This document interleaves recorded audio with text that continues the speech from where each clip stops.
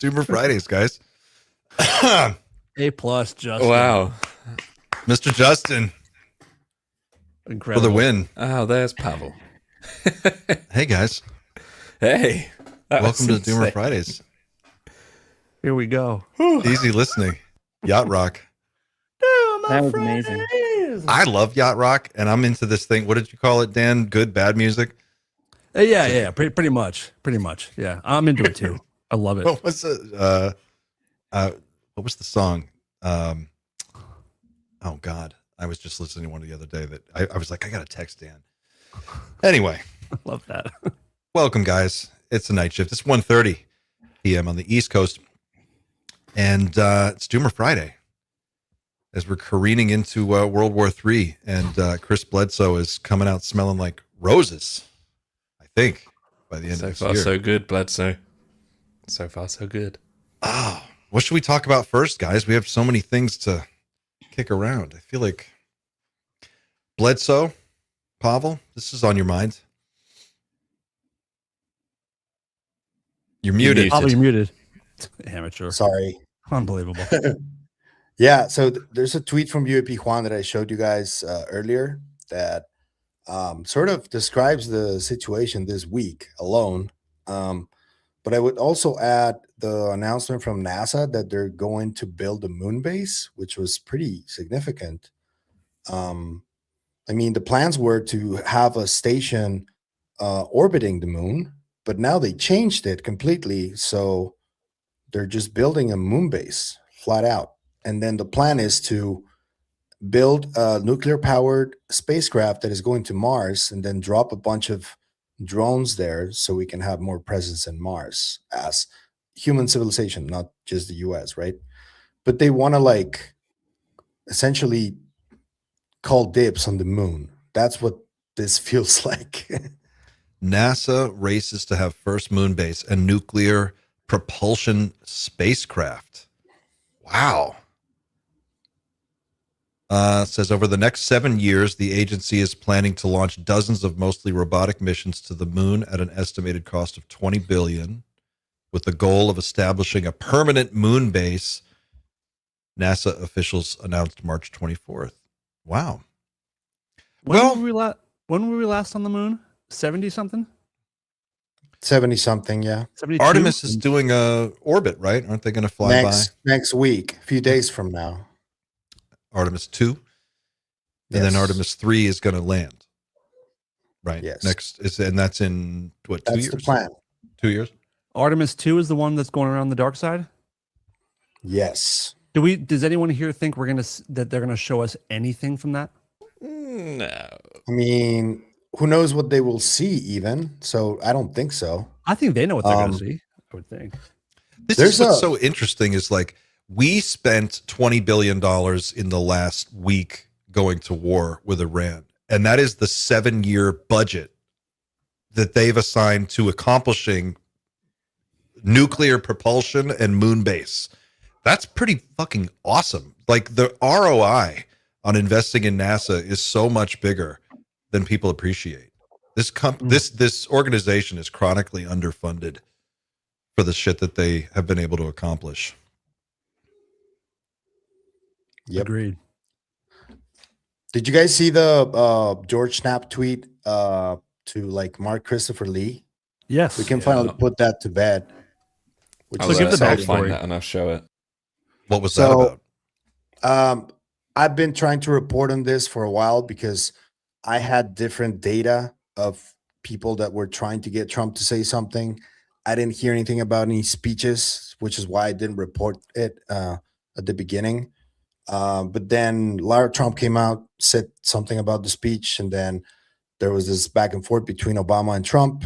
And this guy hinted that Robert Bigelow was his source or one of his two sources. So I tried to ask people who know Robert Bigelow, and they told me that it was possible that it was something along those lines. But I did say in my most recent 2 videos that I still didn't believe it because I thought that Robert Bigelow was the one who had to come forward to confirm it. And nothing against Mark, but nobody really ever believed that.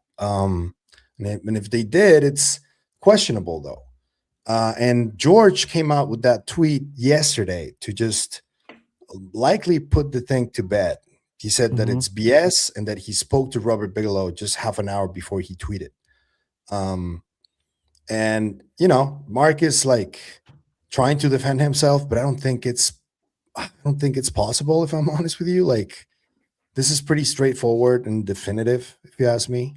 So the original email was for those from Mark. He said, for those who keep messaging me, re my source and Trump's UFO speech, here is an email from one of the sources, Robert Bigelow. And then obviously we have this email, which, I mean, it's strange that he picked an email from very recently.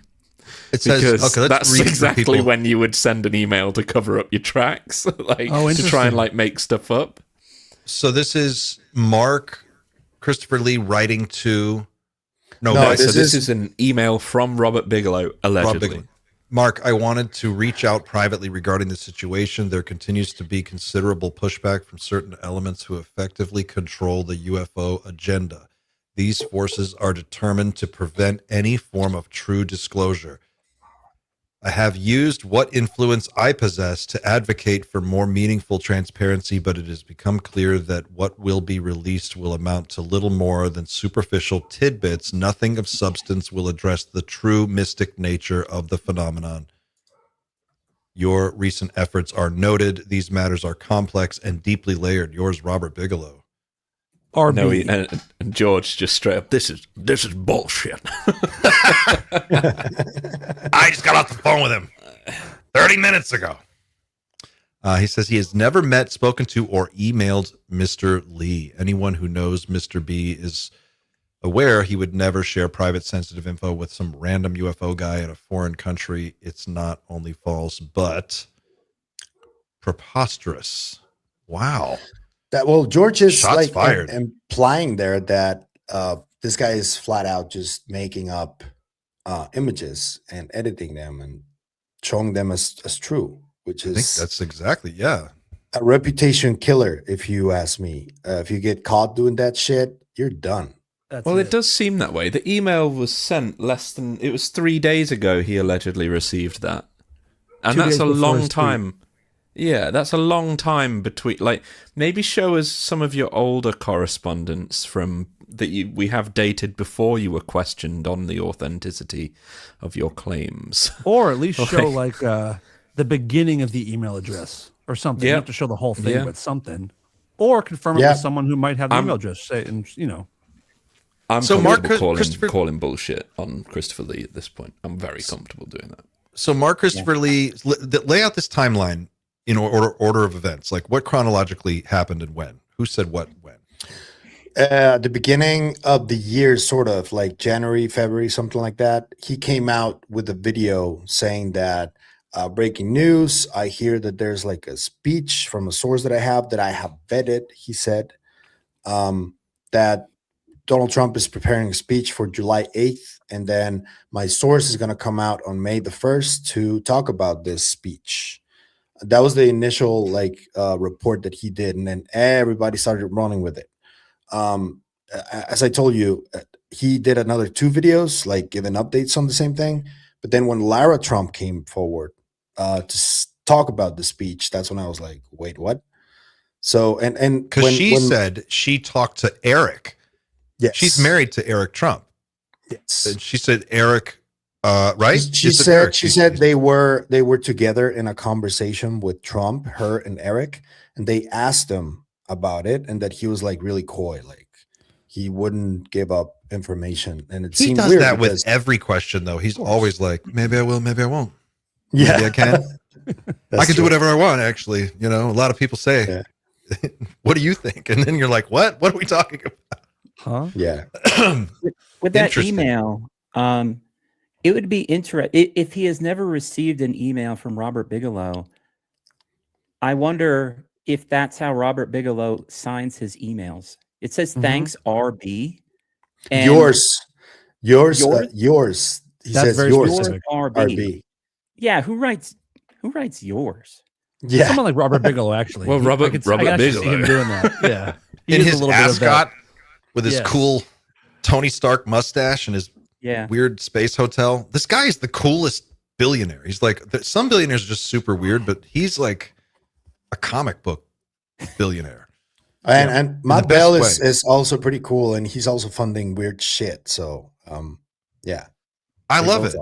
I love when people are just, I love when people have a childlike curiosity and excitement about the unknown, and they also have the financial means to just be like, fuck it, I'm going for it. I'm going to figure this out. Whatever I can do, I'm going to do. It's like the ultimate cool hobby. If you can afford to do it. I got an email from someone this last weekend, about a group that did a presentation at the UAP Tracking and Detection Summit, and they had put together, I'll find the link here, a $500 package of off-the-shelf technology that you can buy to set up your own automated UAP detection and tracking system. I saw that too. You saw that, right? What's the name of this company? It has a cool name. I think an acquaintance of ours is doing that. Jared, isn't he? Jared Yates, or that's a bunch of people were doing. I know a couple of different people were doing it in some form or another. But yeah. Anyway, I think it's cool. Anybody who has the ability to get out there and do this stuff. Offering this? I'm trying to find the link, and I have to go back and dig into my email. I had it just pulled up a minute ago, but I closed that window. So give me a second, and I'll dig it up. By the way, I think just any one of us here would basically be Robert Bigelow if we were billionaires. I think we would all be putting money towards this stuff, right? I think everyone. Dude, he's so cool. He's like Vincent Price. He's like, he lives in like a weird like castle. He's got like an alien head on the side of his building. He's funding research into ghosts and paranormal stuff and other dimensions, and like, if you're like, is there life after death? He has an answer, and it's like a really good answer. This guy is awesome. Pavel, did you say that? I mean, is this a paraphrase? Did Mark Christopher Lee really say that he had to vet his source? His source being he said he vetted Bigelow. His source at the beginning. Yeah. Right. Well, why would you need to vet Bigelow? You see his face on a Zoom call. You're kind of like, okay, I think you're vetted now. Yeah, he's been doing this for 30 years. One of the first inconsistencies that, and on the first video, because when I was talking to Patrick on the show, we talked about that. It's like, dude, he changed the story from I vetted my source to it's Robert Bigelow. Why would you vet one of the most famous people in ufology? If anything, he should have been vetting Mark. Yeah, but okay, but this, and this is the web page that I was mentioning a second ago, the UAP tracking stuff, which we'll get to in just a second. But the Bigelow thing, so he said that's he made up this email, which that's got to be legally questionable, right? Can you do that? Can you just say that a billionaire guy is emailing you and making claims about the president? Or is one of the reasons why people just don't go up against billionaires, because they can just legally destroy your life. Just tie them up in court. If you do that shit and they don't like it, they can just destroy your life. Well, that would be my first question, because that's real consequences for this guy if he's out there lying. And so that's one thing. But the Laura Trump thing threw me too, because why would she say definitively, that she was told a speech was ready? Yes. So the question is, like, did Trump just kind of like pawn it off as sort of like a maybe it is, maybe it's not, or was she really told there's like actually a speech written? And there's also a correlation there with Bigelow being a Trump donor. Right. That's also real. That also happened. He donated almost $1 million or something like that, which is not like, that's life-changing money for anybody, regular folk, I would, and this is hard for me to say because I know you, I mean, anybody who knows me knows I have, I'm sensitive to this politically, but I would say this, if I had the means, if I was in Bigelow's shoes, I would donate to whoever is president. I'd make sure I was donating to the president, and yes, Republican or Democrat. That's a very aerospace thing to do anyway. Don't they donate to both sides of the aisle, Lockheed and all of that? Yep, it is. And then when the party wins, that's who they keep donating to. Especially for the people in their districts. Yes. In Ohio, I'm pretty sure that they do that. This is cool as hell. Whatever this system is here. How do we pronounce this name? Eldeon? Dionysus. Oh. Eldeon? Dionysus multi-sensor UAP detection platform. So this is I have not had time to really research this and learn what it's all about. So I'm looking at this more or less for the first time myself, but it looks basically like a sensor suite package, kind of pre-built and ready to go in a Pelican case.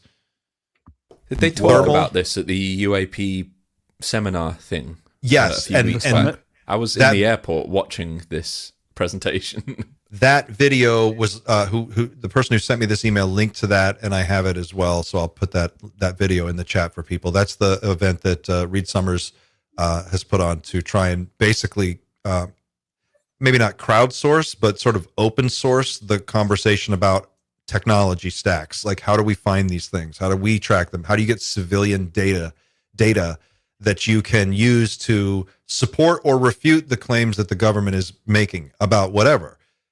He's like, his whole concept is you can't just have government data and ever have the full picture, because they're not going to give it to you. So you've got to figure out how to get different teams looking at this problem in different ways, like a hackathon style thing. And so he brought together all of these different groups that are doing some form of UAP detection or tracking. And then that's what the UAP summit was about for people who don't know. And this group is one of the groups that presented a sensor package. And it looks like here, thermal, infrared, UV, passive radar, radio frequency sensing, and radiation detection integrated into a single coherent detection platform, edge deployed, compact, integrated pan tilt tracking, automated targeting, and real-time signal correlation across sensors, no manual operation required, fully self-directing in the field. That's badass. We have deployed alongside other UAP detection teams and built what they haven't: automated tracking, true mobility, real-time sensor fusion, and systems ready for rapid deployment, plus consciousness interface. Holy shit. EEG plus TRNG integration to study observer intent. Whoa, this is some Ghostbusters shit right here. This is real. I was gonna say full Ghostbusters for sure. Badass gear. Thermal A, thermal B, 12 meg, all sky CMOS sensor. Wow, this is just the electro-optical. Here's the RF pack. Quantum muon detector and atomic clocks. For real? What? Whatever a muon is. That's a heavy electron. Watch your mouth. Obviously. Yes. Are you calling me fat? What are these? How much are these? So it says the Dionysus system, enterprise system, is Eldeon's flagship multi-sensor UAP detection platform, a fully integrated field-proven detection stack engineered to detect, classify, and characterize unconventional anomalous phenomena with unprecedented fidelity. Purpose-built for research institutions, government, law enforcement, defense contractors, and serious private investigators. Dionysus fuses over 25 sensors. Okay, so this is, wow. Oh, we need to have these guys come on the show. It doesn't. Okay, Nemesis passive radar, $50 deposit. That's a passive radar. What does this cost? Catalog. Are they even available yet? Oh, it looks. Here it is. 25,000. Okay, 25,000. So, but 25,000 is a car. I mean, that's not everybody. Not everybody's going to stroke a check for 25K, but a lot of people can. And you could crowdfund it. If we were, like maybe Night Shift could buy one. We could get enough people to kick in. You heard it, folks. Set it up over at Eric's place out in the mountains. Oh, hell yeah. We'll get something. I'm only half joking with this idea. I'm making this up as I go. So we should do this. And by the way, Eric's spot is good. We talked to Eric. I mean, obviously we all talk offline too. Eric has sightings at his home. It seems almost daily. You said to the point now that you've seen so many things in orbs and so many weird things that it's almost become like not super interesting. Yeah. Or you're just used to it. I hate to say it. At this point, it's pretty much boring. So I moved to the San Luis Valley of Southern Colorado in August. I've mentioned it many times before. This is a former or active Kona Blue observation site. They have 3 in the United States. The other one is Missouri and another one at Skinwalker. And I've seen orbs probably every other night since August 5. And I say orbs because I've put a lot of effort into trying to figure out if these are just something I don't understand and they have an earthly explanation. I submitted all my data to Americans for Safe Aerospace and MUFON. And I was actually in touch with the FAA up in Denver, and no one knows what these objects are. They're seen nightly. I've observed them from 5 different locations for a total of 24 hours. I have absolutely no idea what they are. The only place I've seen outside of here is northern New Mexico near Las Cruces for 2 nights. So that's the thing, is if this is an innocent explanation, why have I only started seeing them in August? I've been camping my whole life. And why haven't I seen them in any other part of the United States? The San Luis Valley is a known UFO hotspot. There's actually a similar system to what Clint just described 4 miles from my house. A guy invented his own camera system, and he's collecting data as well. So it's a known spot for UFO observations and kind of weird stuff. And yeah, Dan, at this point, like, I don't even go out at night. I'll be washing the dishes, glance out the window, and there's 3 or 4 odd objects in the sky, and I go about my business. I just saw one on my ride last night. They like flew over me. But I've collected as much data as I can. I'm really what did it look like? The one you saw last night. What did it look like? The most recent one you saw. What did it actually look like to you when you were looking at it? A self-illuminated round object that doesn't emit sound. Colors have run the gamut from red to aqua to white to yellow.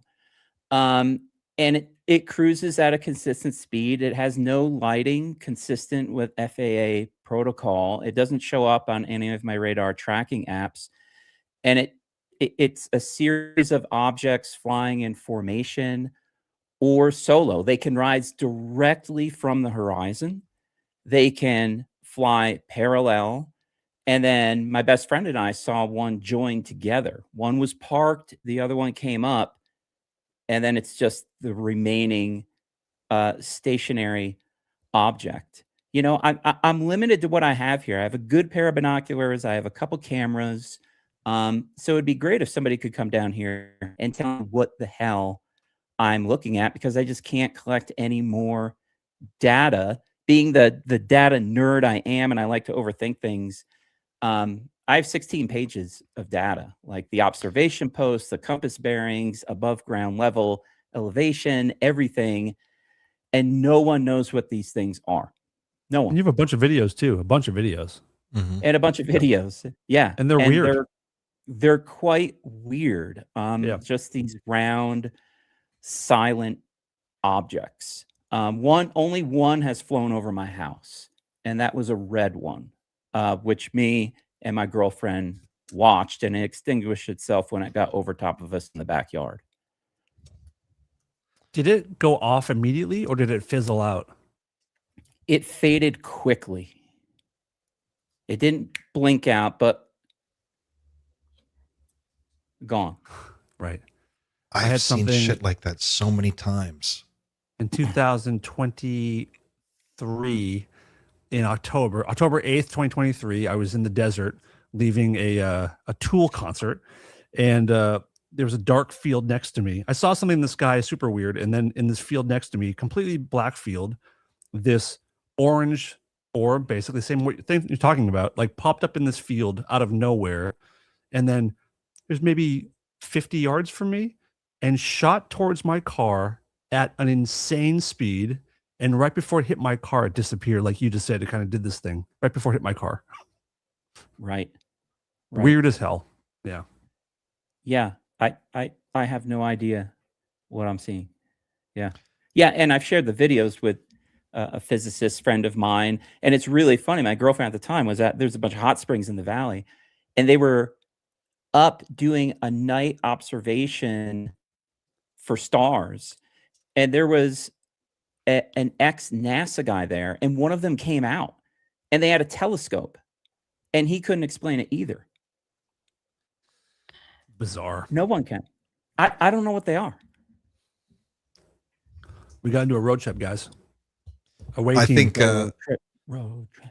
we should reach out to these guys that make this sensor pack and see what they say. Maybe they'll. We should reach out to these orbs. Oh, sorry. Let's just reach out to these orbs and ask. Hey, haven't you heard those orbs are angels, and they're here to save us from ourselves? So, are we going there? Maybe we should reach out to those orbs. I don't know what else we can do, really. I mean, what else? There's a lot of stuff falling from the sky these days. So, what is up with those? By the way, what's happening with these meteors or whatever? What is going on? What's going on? I don't know. Which story are you guys talking conventional about? Stuff. Have you seen that over the last 2 weeks? There's fireballs falling from the sky more consistently than ever. Like since 2012, that hadn't happened. There's images from Ohio, from Texas, from California. Here in Mexico, we had a couple last week as well. And nobody knows what it is. It just increased activity by 200% or something like that. Yeah, it's insane. But it's not a meteor shower like any normal meteor shower. That looks like a meteor. I think the vast majority of them are just, people are starting to just. This was confirmed as a remote control with pyrotechnics on the back. This is what I mean. Like, I think there's a lot of, maybe there were 1 or 2 meteors caught on camera, and then people are sort of jumping on the bandwagon a little bit. Like, and I'm not saying the drone flap was fake, but there were a lot more people putting drones in the air at the time simply because there was so much stuff going on in the sky. So people it sort of compounds on itself. And I think this is a bit of an example of that. Like, that one is absolutely conventional. Mm-hmm. I'm not saying they all are, but it might be a much smaller phenomenon than we think. The ones that look green, those ones are like just meteors falling. And we did have like 4 or 5 of them over the last week or so. Those are real, but that one that you showed, that one is conventional. Yeah. And one of them people heard hit the ground, didn't they? Someone felt like the impact. Yes. The world's falling apart, guys. So there's no explanation whatsoever so far for this? I mean, Ryan Bledsoe has an explanation for them. What does Ryan say? Let's just tackle that. What does Ryan say? Well, the usual. The usual. At this point, it's still anybody's game. Could be angels. Easter is right around the corner, so I don't know. What's the? People are just sort of reporting this stuff, so there's just a lot more of this going on right now. Just strange things falling, just meteors and things. And a lot. All around the world. Awesome. That green one, that one's real. Do you see that crazy viral video of the girl that was doing a selfie video when that one flew over her head? Yes. That's a beautiful shot.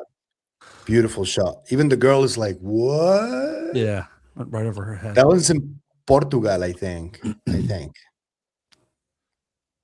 see, that's the one. Oh, this one is from you. You tweeted this one. That one is from my mother's town in Vallarta, but that's from like last year or something like that. My cousin sent me that video. He recorded it. Oh, that one. Go up one, up, right there. That girl. Look, this girl's filming a selfie video. Look at what she captured. 2 years ago. Okay. That's freaking crazy. Wow. Yeah, we've got a real doomy kind of end times vibe going on lately. Last couple of years, it's getting worse. Yes. No, I don't know more people. I haven't noticed the phenomenon of people being more optimistic as time goes on, like about the future. It seems like everybody's sort of like thinking about next week and maybe the week after. I don't know how much farther out you guys plan. Are you guys looking at, by the way, real quick, have you guys been paying attention to this whole situation with the TSA shutting down America's airport system? I have a friend of mine from Argentina who's flying back home from New York today, and she just sent me videos from JFK, and there's like thousands of people outside in line. Like, yep. It's taking 4, 5, 6 hours to get to your gate. Yep. But don't worry, ICE is there, so it's fine. It's fine. It's fine. It's fine. Don't worry. They've got it all under control. That's why I didn't go to Sarasota, because it felt like it was gonna get like that. Yeah. And that's why I decided against it. And I just got a text from Matt Bell yesterday. He was like, "You were right." I'm like, "I know." Yeah. Anyone who thinks that things are cool needs to like really stop pretending and pull your head out of your fucking ass. Like, this is not working. This is real bad. Right. So like, I guess that's kind of the point, Sorry, right? But like, you know, to your point, Pavel, about like how things are looking a little weird. I mean, it's like we're at $110 a barrel. We're careening into a third world war. We found out Russia is giving drones to Iran. We are giving Iran, we raised the sanctions. We lifted the sanctions on Iranian oil so they can now sell their oil so that we could lower the cost of the oil that only costs more because we are attacking them. The whole economy is about to feel the shock of this huge increase in oil prices. It's just a weird time. Like, there's so much going on, and it feels like no one's trying to calm the situation down. And I don't know, man. I'm sympathetic to the Bledsoe story as time goes on. I was a little more combative about it early, but now that the news just keeps lining up in this way. And to keep it clear, we know that he moved the goalpost, but the activities is just increasing, and Easter is this Sunday. And it's not just that, like all the scientists who are missing, increased activity in the in the sky. Like, there's a lot of like different things that are just moving towards something. Yesterday there was an update on Claude that it has like potential to hack everybody in the world. This new I have that story that they're putting out. That is wild. It's like and everything's just piling up.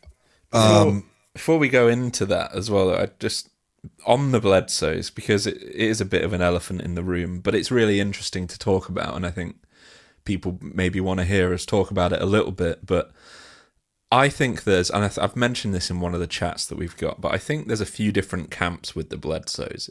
You can sort of be open to I'm in the camp where you can be open to the possibility that they might be right, but also still completely disagree with the approach that they're currently taking. Not they. I'll be honest, it's Ryan, from what I can see, is his approach is very you simply have to believe us kind of thing. And I don't think at any point you may well be right, and I really do hope they are. But not just believe us, but don't believe anybody else. That's the weird part. That's the thing. Yeah, right. You don't kind of get to do that. Like, at the moment, there's simply no evidence to suggest that what they're saying is going to happen is going to happen. Like, there's some interesting things going on in the world, but we've been in this place too many times to fall for it again. Mm-hmm. Like, I will remain open, and I sincerely hope that they are completely right. But at the same time, there's a different approach to be taken here, in my opinion.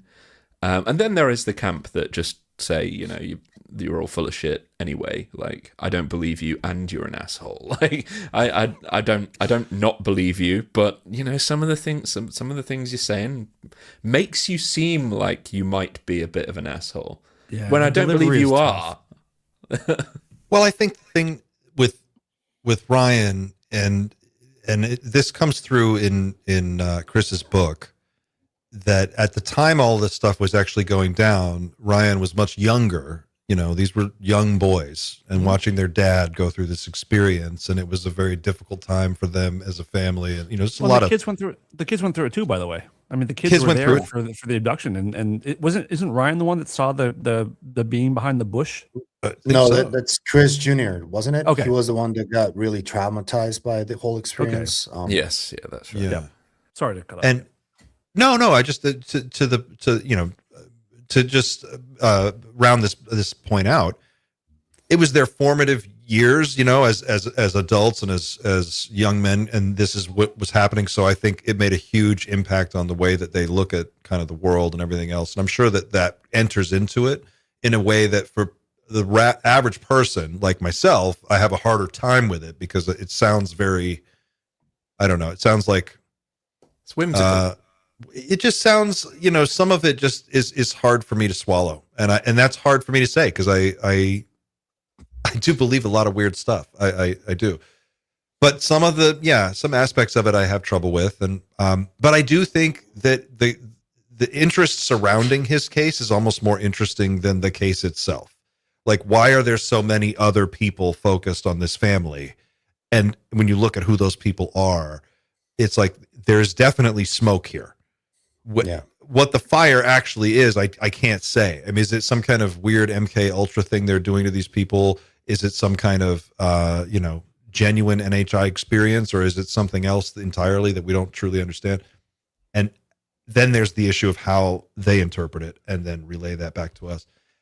My sense is that every other prediction everyone else has ever made about what's going to happen on a date has been wrong so far. So that record is undefeated. But what made me lose it to be alive. So I don't know. What made me lose it with Ryan was that clip where he is talking on his show about experiencers and he's dismissing experiencers. That's what made me lose it with him. Because it's like, you can say all you want that you have the truth and all that. That's okay. I mean, at the end of the day, we're gonna find out. But what did he say specifically? When you're diminishing experiencer accounts like that, given the trauma that they've been through, that's what pissed me off. And since then, I've been talking against him because it's very clear that he doesn't have a good grasp of what other people are also going through. That is very different from what his family went through. I would subscribe to the idea that what they've gone through probably is real, or there are some real elements to it, but there's also other stuff going on, not just that. And he just doesn't accept that. He just thinks like his family is like the family for this. Like, family. I have a friend that you guys know. He records orbs almost daily and like not that far away, and it happens all the time. And it's like, dude, you have better orb videos than Chris Bledsoe, and you're like, people are not saying that you're one of these chosen people like that. You know, it's the orbs are way more common. I think most people have seen them. I think probably 80-90% of people have seen one, and whether or not it registered to you is that's what it is. I think we've all seen them. There was a video. 5 minutes. Oh, sorry. Oh no, go ahead, Dan. Go. I'm sorry. I say Eric just spent 5 minutes talking about where he lives and the orbs that he sees. Eric also had a crazy experience in the middle of the woods years ago. So how is Eric any different than Chris Bledsoe at this point? Exactly. I mean, do you know what I mean? Like, it's not a whole, special. Right. Well, Bledsoe's whole thing is this prophecy. I mean, it all hinges on the prophecy. If that doesn't, and the only reason we all think this prophecy might have legs is because there are so many high-speed NASA people that, all of these CIA guys that are focused on this family. So people are looking at that going, well, if they're paying attention to him, maybe there is something to it.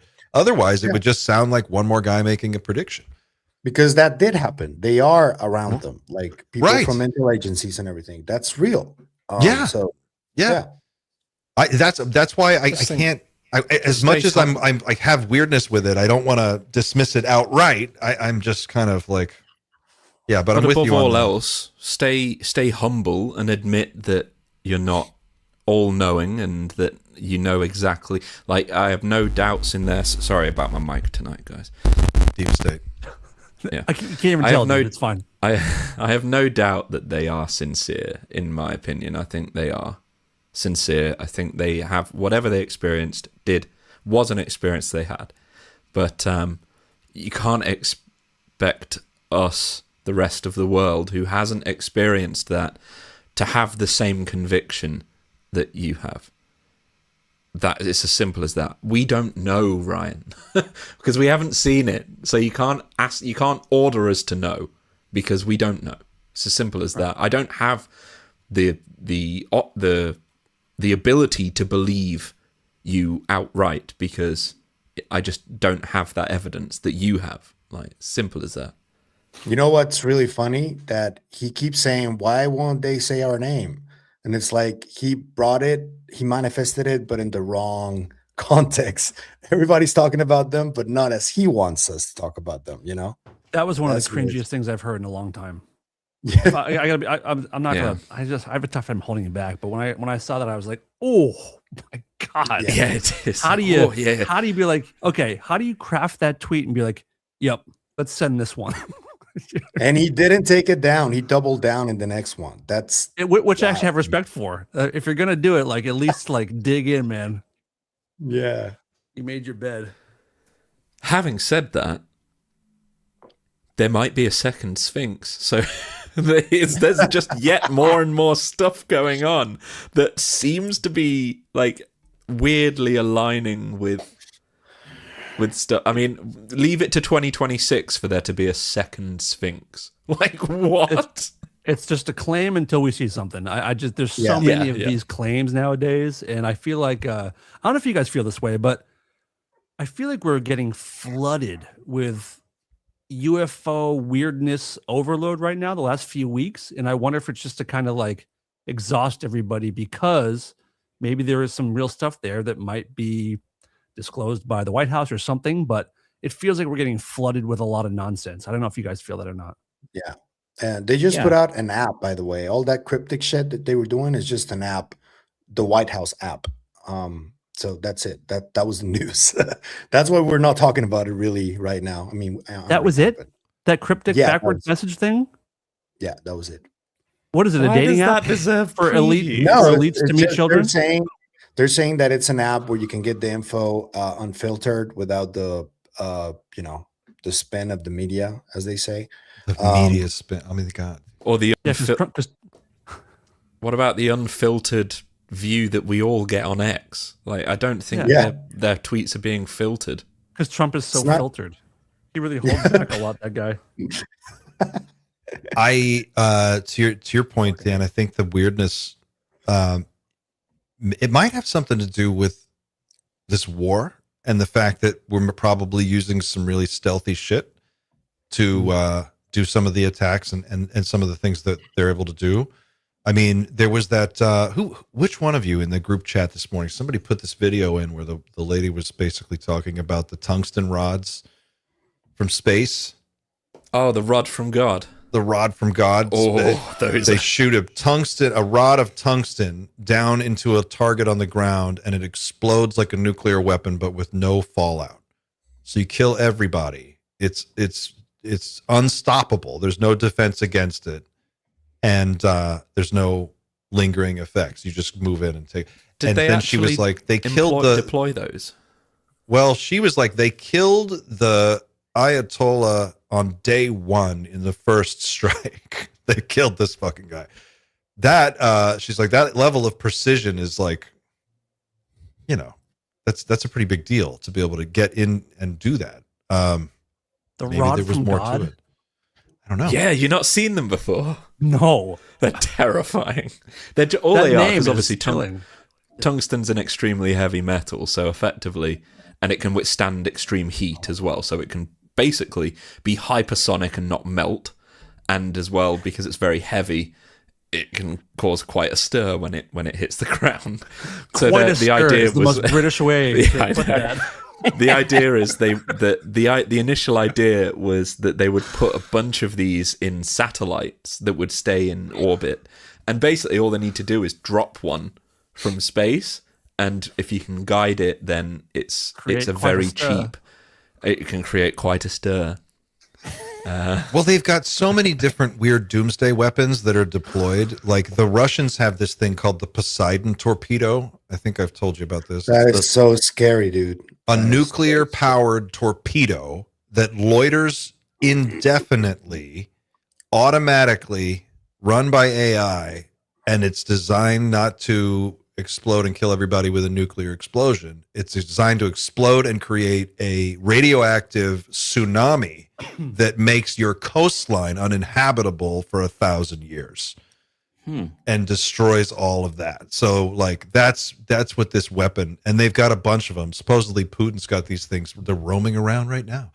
God, and it's one of those dead man switch weapons where it's like if they don't push the button on Lost on the island every 22 hours or something happens, like these things go off.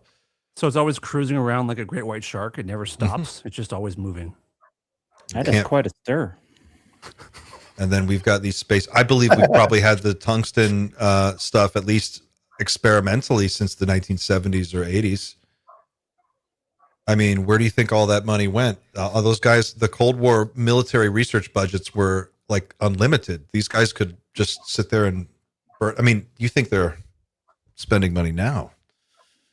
I think before we had nuclear powered subs. I think it was before we tried nuclear powered airplanes during the Cold War. We couldn't get them to work, but that would have been terrifying. Just the unlimited. I guess one of the big problems is you got to live in an airplane for like months on end, because you don't have to refuel. But yeah, that was a legitimate. Research project for a long time. You could do it today, for sure. You could have an automatic, like a drone, a nuclear powered drone. I think they probably have. Everyone says the TR-3B is, or at least was, nuclear powered at one point. What's the other one? The gigantic one that is it Telos? TR6. Oh, the drone, the one that has automatic AI based kill chain decision making. That's like a big loitering aircraft. That's a British drone. Using a TR6. I think it was called the Telos. Yeah, TR6 Telos. Oh no, the Telos. Yeah, the Telos. Big sorry, one. Yeah. It's like 8 football fields wide. Oh yeah, we've got. Do you have that drawing? Oh, I don't know if I have the thing that you document. should. Some things insane. Crazy thing. Yeah. Here it is, and its wings fold, doesn't it? So apparently, this thing is so big, it's like 8 football fields wide, but the wings fold up, and then even when folded, there are only a few hangars in the world large enough to house this thing properly. So there are certain bases where it can take off and land from, specific for that aircraft, and apparently, it's designed to be a stopgap sort of satellite. Like imagine if an EMP took out the entire satellite network, you could send one of these up and it would act as a satellite, plus a bunch of other things. It's like a whole sensor suite that just hangs out. They're enormous. And supposedly a lot of people think this is what people saw when the Phoenix Lights sightings were happening. This is what they were actually looking at, was something like this. Oh yeah, sorry, I need to zoom in. That's the B2 Spirit, right? Mm-hmm. And that's the Telos. So it's like 4 of those side by side. And the B2 is big. It's big. There's no way if you saw that you wouldn't think that's a UFO. There's no way. Right. And so, okay, so this is the thing to your story from earlier, Eric, what you were talking about, the stuff you see in the sky. There was this, you reminded me of, here, let me close this all down, of this story from 2000, I think this was in 2021. A group of Ukrainian astronomers published a paper. I remember this. Saying they were seeing these things above Kyiv, and they grouped them into two different groups. One is called cosmics, and the other group is called phantoms. Here we go. Phantoms appear as small, dark, nearly black blobs or irregular shapes against the bright sky background. One commonly reproduced example is a composite of 3 frames showing a dark phantom moving across a field of view, separated by fractions of a second. Cosmics are luminous, bright objects, brighter spots or streaks that stand out against the sky, sometimes described as variable in brightness, less distinctive in the stills. And then they fly in these sort of... Can you zoom in on those? Let's see here if I can blow that up a little bit. And I do recall when shortly after this paper came out, Avi Loeb dismissed them as artillery shells. But this is the article, yeah. And then the story just kind of died. But I think the scientists who produced this paper would know. You would just know they're not artillery shells. Right. Well, it didn't, because they would explode somewhere. They would land. They would hit. Yeah. You can't. It's not going to fly forever. I mean, artillery only has a range of whatever it is, but it's not infinite. Right. So yeah, this is that article here where he's like, the Ukrainian UAP paper identified 2 kinds of objects it labeled phantoms and cosmics. Phantoms were dark objects. Cosmics were luminous. According to Loeb, an object that fits that description would cause an incredible disruption to the atmosphere, a huge fireball, Loeb said. The energy released by such an object would be the equivalent to the amount of energy consumed by everyone on Earth. Well, based on our current understanding of how the world works. I mean, this is an interesting take for him. Yeah. Yeah. I actually tried to reach out to the authors of the paper to see what they thought of that, but they never responded. Yeah. Instead, Loeb believes the explanation for phantom UAVs in Ukraine is something much more common during war: artillery. Is there any artillery or shells that have that kind of shape? That's a very bizarre shape for a shell. Yeah. This just doesn't make sense. Like his whole idea makes no sense. He's saying artillery, but artillery would land somewhere and explode. It's an arc. It travels in an arc and it lands. And then, so that's one thing. These things, his whole explanation for 3i Atlas, all of the anomalies was basically like it could be aliens. So he's willing to excuse all of those different criticisms or all of those different things for 3i Atlas, despite the criticisms from others. But then to shoot this down with such a weird critique, a weird alternative hypothesis. Yeah, and Loeb didn't articulate that he examined all their data. I don't know if he did, but I don't remember him saying that. I'm just kind of under the impression he's like, yeah, it's probably artillery. And I was like, well, how would you know? Were you getting shelled at the fucking time you took your measurements? No? Okay, well, then it probably wasn't artillery. Do they all come from the similar direction? Do they travel from the same direction or head towards the same, or is it all over the place? It's the paper is linked here, and it's it's called Down Limits on Unidentified Aerial. Hang on a second. It's linked in the original.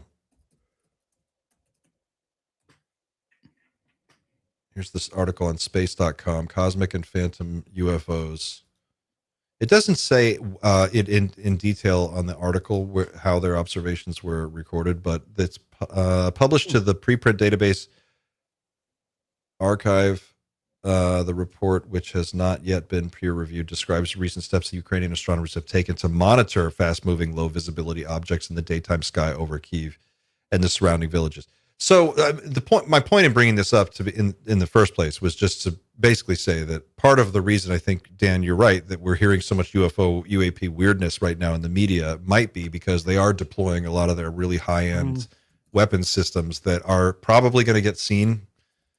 And it's nice to have some ambiguity and just keep it in people's heads that there's all kinds of weird stuff out there. It could be UFOs.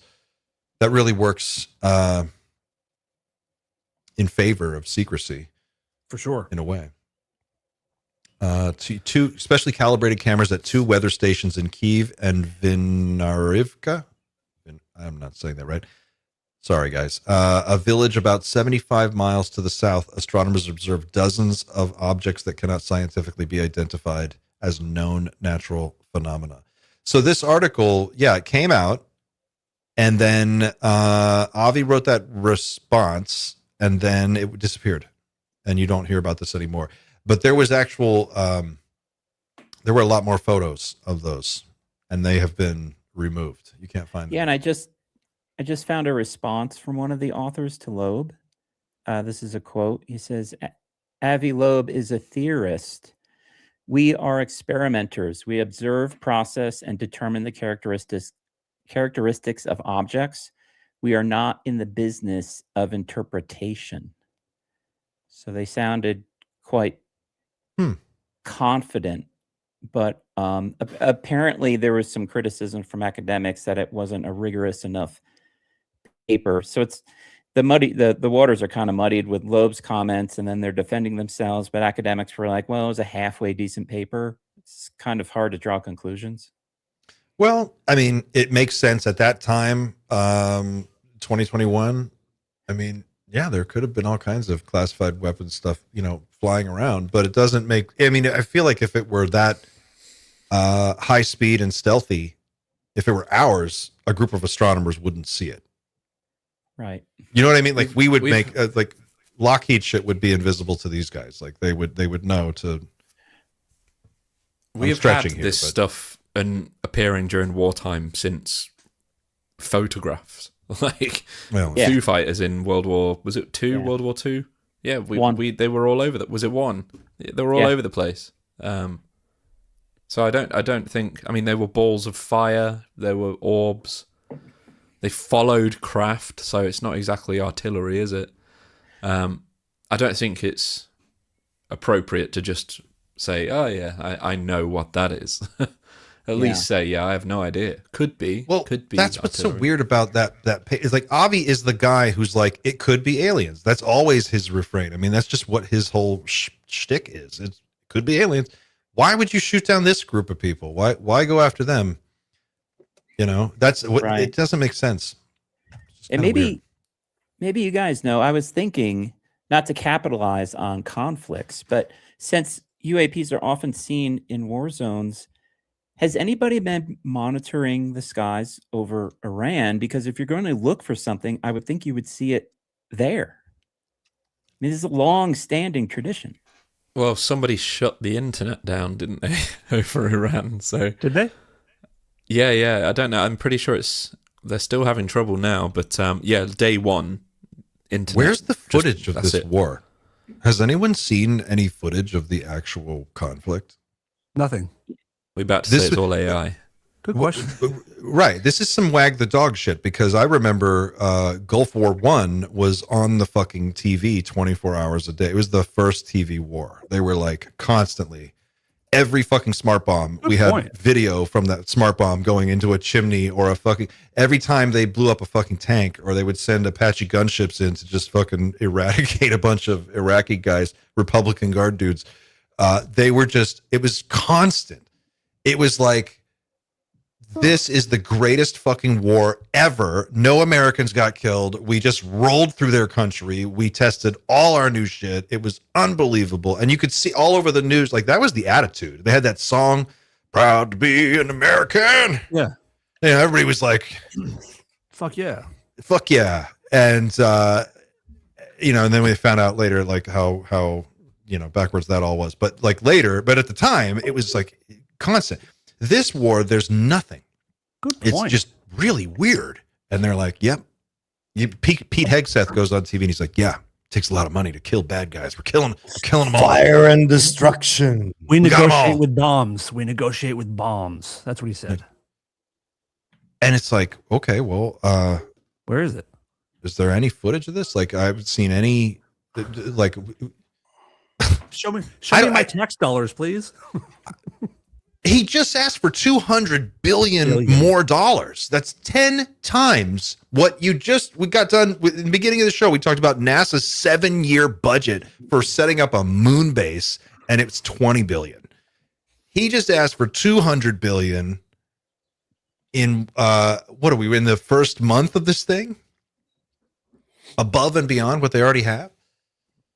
This is unbelievable. And there's no footage. There's no we have no evidence of what's happening. We have no idea. It's just what they tell us, and we can't even trust that. Super cool. Neat. Fuck, man. So UFOs. I don't know how UFOs factors into it. Yeah, Humor Friday, dude. It's not UFOs. It's Humor Friday. There may well have been a few orb sightings over Iran, but it's videos these days. It would be useless sharing anything at the end of the day because it would just look like every other orb video that we've ever shown on this program. Mm-hmm. Yeah. Yep. Someone just in the chat said, back to Ashton Forbes. Back to Ashton Forbes. Ashton Forbes' post the other day about, I think I figured it all out, actually. Don't do it, Clint. Don't do it. Yeah, don't step on that dragon's tail. I don't want to step on that. He just doesn't shut up. You already said the name once. You already said the name safe. once. Don't do it 2 times. Don't do it 2 more times. I like the idea that Moneypenny knows what I'm talking about. The plasma being an organism that utilizes some kind of internal fusion system. Some self-organizing plasma creature. I'm into that idea. Why not? Are you really into that idea? What is the STS? What is the NASA mission where they had the tether? And the little worms. And you can see all of these little organisms. Well, they look little, but they're, probably a mile across in scale with what everything else is in the video. But it doesn't look like an actual space video. It looks like you're looking at a petri dish with some pond water in it. Yep. And you're like, what are all these little things swimming around? I think that might be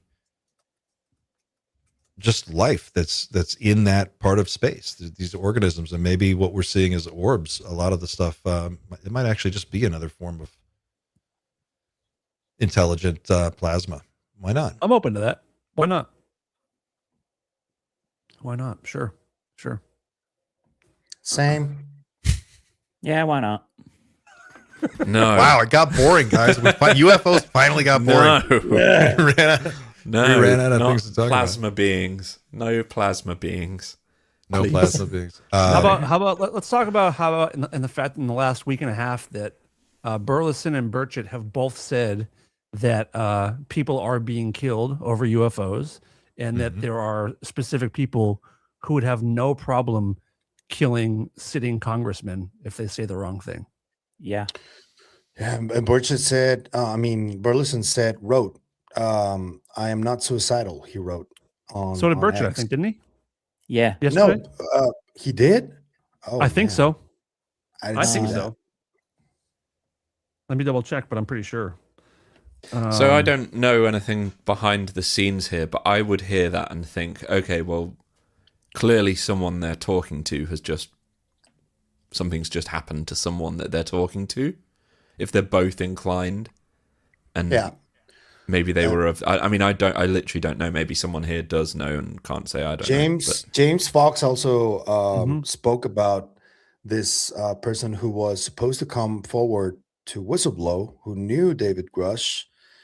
We had heard about this person by Jake Barber as well, because Jake also spoke about this guy on the Jesse Michaels interview. And James Fox gave a little more detail into it. 34 years old, something like that, and with kids. And he allegedly took his own life. There was like a suicide note and everything. And that's something that really put things into perspective for a lot of people there. And something that I also want to mention that I don't think it's being talked about really. In the interview with Matthew Brown, if you guys remember the 3 things that Jeremy Corbell was told by this ODNI person that like shared information from a skiff, which is not supposed to happen. They said that Brown was like committing treason, and they've also done that to Dylan Borland. And I don't know if you guys like realize that this is like the death penalty for treason. That's what Treason happens. is punishable by death. Yep. Yeah. So essentially what they're like doing is saying that they deserve the death penalty because allegedly they committed treason. That's pretty, I mean, imagine how those guys feel. But aren't you supposed to be found guilty of treason after a trial by a military court? Yep. In old America, maybe. Yeah. That's traditional America you got there. We've got FISA courts now that deal with that stuff. I guess I've just been jaded about the whole thing for so long that I'm kind of like, I'm not even surprised when this shit doesn't work anymore. And it's just like, you know, oh yeah, they just disappear people.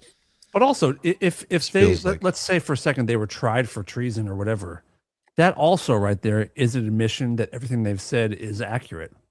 Is it not? Yep. So it's a weird like what catch. they tried to do. Yeah. It's like what they tried to do with Gary McKinnon as well. Sure. Similar thing. It's like you're at a stalemate of like, okay, I want to punish you for talking about classified information and things we're trying to hide. But if we punish you, we're telling the world that that's accurate. So what do we do now?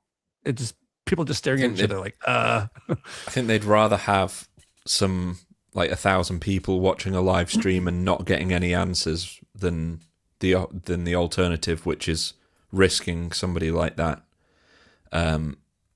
dropping at least a few breadcrumbs that people can follow. Whereas we're just shooting the shit, and we can do that for years and it won't make any difference whatsoever. So risk to reward for them is just get it done. But I just find it so incredibly sad that what the hell is the motivation behind secrecy that warrants that kind of action? Because it's very rare for people to commit evil acts knowing that they're being evil. A lot of the time, you can get people to do some incredibly despicable and disgusting things, and whilst they're doing it, they can believe they're doing the right thing. And I just wonder what is the reasoning going on in their mind that makes it apparently so black and white and so, well, yeah, he's got to go kind of thing. We'll flip it and just go, what would it have to be? How bad would it have to be to make it that kind of a policy? Where it's like, you absolutely have to assassinate maybe a sitting president, you know, if it comes down to it, like it might actually come to it. Is it the collapse of world economy? And is that enough? I don't think that's justifiable for me. I think personally. It's bigger than that. We're going to see. We're going to see the collapse of the world economy this year. Yeah. You know, regardless. Yeah. That's coming. Well, I would wait until the market closes today and see what happens. Oh, there's the weekend problem at the moment, isn't there? Sure. Everything always happens over the weekend. Yep. Yeah. They'll. You think they're going to send in the 82nd Airborne? Eric, what do you think? Are we going to see? That is my old unit. Yes. So, just briefly, the way it works, you have a battalion on constant standby where everyone can be called in, and the jets are loaded with all the combat gear, all the paratroopers, everybody within 18 hours. It's a very unique system that they have, and it's absolutely lethal. And this quick reaction force, or quick, I guess more accurately, a quick deployment force, was used with Haiti a while ago. And what happened was there was some turmoil in Haiti, and the 82nd Airborne was on their way. And then the guy who was in charge with Haiti was like, wow, I better cut this shit out because they're on their way, right? Oh, wow. So it can also be used as just a display of force. What I read they're stationed in Fort Bragg down in Fayetteville, North Carolina. So I read the local paper, the Fayetteville paper. Apparently it's somewhere between 1,000 and 3,000. And the impression I got from the article was these are more support roles and not direct combat roles. I didn't get the impression it was like an infantry unit. I thought it was more of a support purpose, but not much has been said about it. So the article actually didn't give really good definitive information. But yeah, that's how the unit works. Does that mean they just kind of hang out in the area in case they're needed? Support role? Okay. Yeah, they could stage at a U.S. friendly base. Okay. So if somebody should ask them what they were given for lunch today, because somebody should ask what the military was given for lunch today, because weren't they given like steak and lobster or something the day before the attacks? Oh, that's right. So yeah, they spent millions or something on steaks and stuff. Yeah, is that right? Should probably just check again today. It's probably it's either going to be something good than the airborne 82nd Airborne, or it'll be Rangers, or it'll be Marines. Right? They'll send in an expeditionary force special that's already forces, in the area. Rangers and Marines can get there pretty quick. Any special operations unit can get there really quick. They're probably there now. 82nd has a lot of people. It's an entire division. I mean, like you could take a whole. Rangers only have 3 battalions. Right. Yeah, that's going to be the question. If they put boots on the ground, and as soon as Americans really start getting killed in numbers, if that happens, like, God, I hope it doesn't. But man, I don't know anybody who's like in for this war. They don't know how long they can support, keep this thing going before people are just like, what the fuck? Yeah, I have most of my family is pretty right-leaning conservative folks, and I haven't heard any of them being like, I'm happy we're there. I haven't, not a single person. I've heard a single person that I know in my life be like, cool, I'm glad we're in Iran. Any of you? No. Yeah. Nope. It's bizarre, man. But I think also go ahead.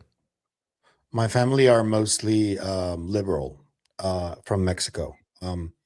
From my mom's side, I have an uncle who's a politician who's completely left leaning.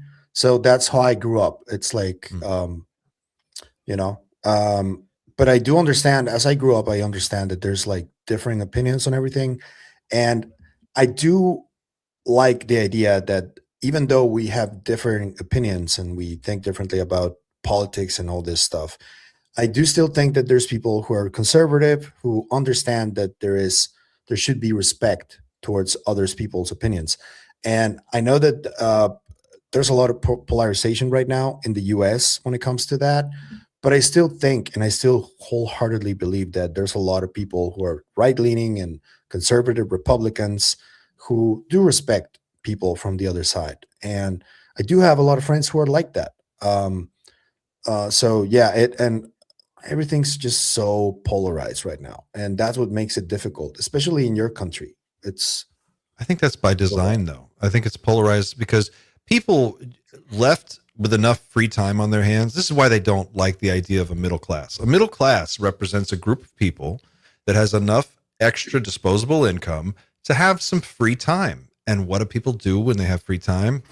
They volunteer for shit. They get involved. They get to know their neighbors. They run for local office. They might have opinions, and they might try to get those opinions turned into legislation that might benefit them. And God damn it, we cannot have that. So if you keep everybody fighting and you make every example of the other side look like the dumbest people from that side, and that's all we ever see of each other is just like the goofiest side of each, aspect of this argument, then we get a paralyzed system, and they can just run around and do whatever they want. And that's what we have. That's what you're seeing. My hope is that 6-hour queues outside of airports. Dude, yeah. I mean, come on. Like, I think that's it. Like, that's the whole problem. Americans are looking at the situation right now. I think across the country, everybody is going, look, you can't afford to pay the fucking TSA people. And by the way, a lot of us are old enough to remember when that whole fucking thing started back after 9/11. And then Michael Chertoff, the Homeland Security Department was established, the Patriot Act, all of this shit. And they were like, oh, guess what?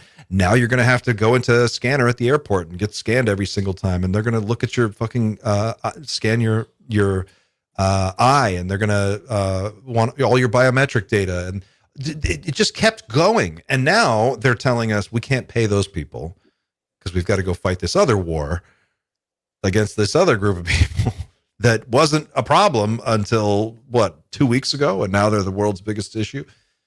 My hope is that when the next election cycle rolls around, people realize that we've got to move past this. We have to get past this phase. Like, we got to get out of this and find some way to make politics boring again and just make it effective. Let's get past I don't need this to hear phase from of these people. Let's get past this phase of humanity where we're just warring all the time. Like, this doesn't benefit anybody really. Like, we need to elevate. It's time to move forward a bit. Well, I think that's the thing, right? I mean, that was the thing that got Trump elected, was no more wars. None of this forever war. That's not the only thing that got him elected. And I'm trying to be generous here because I'm not a Trump guy, but I'm trying to work with you guys.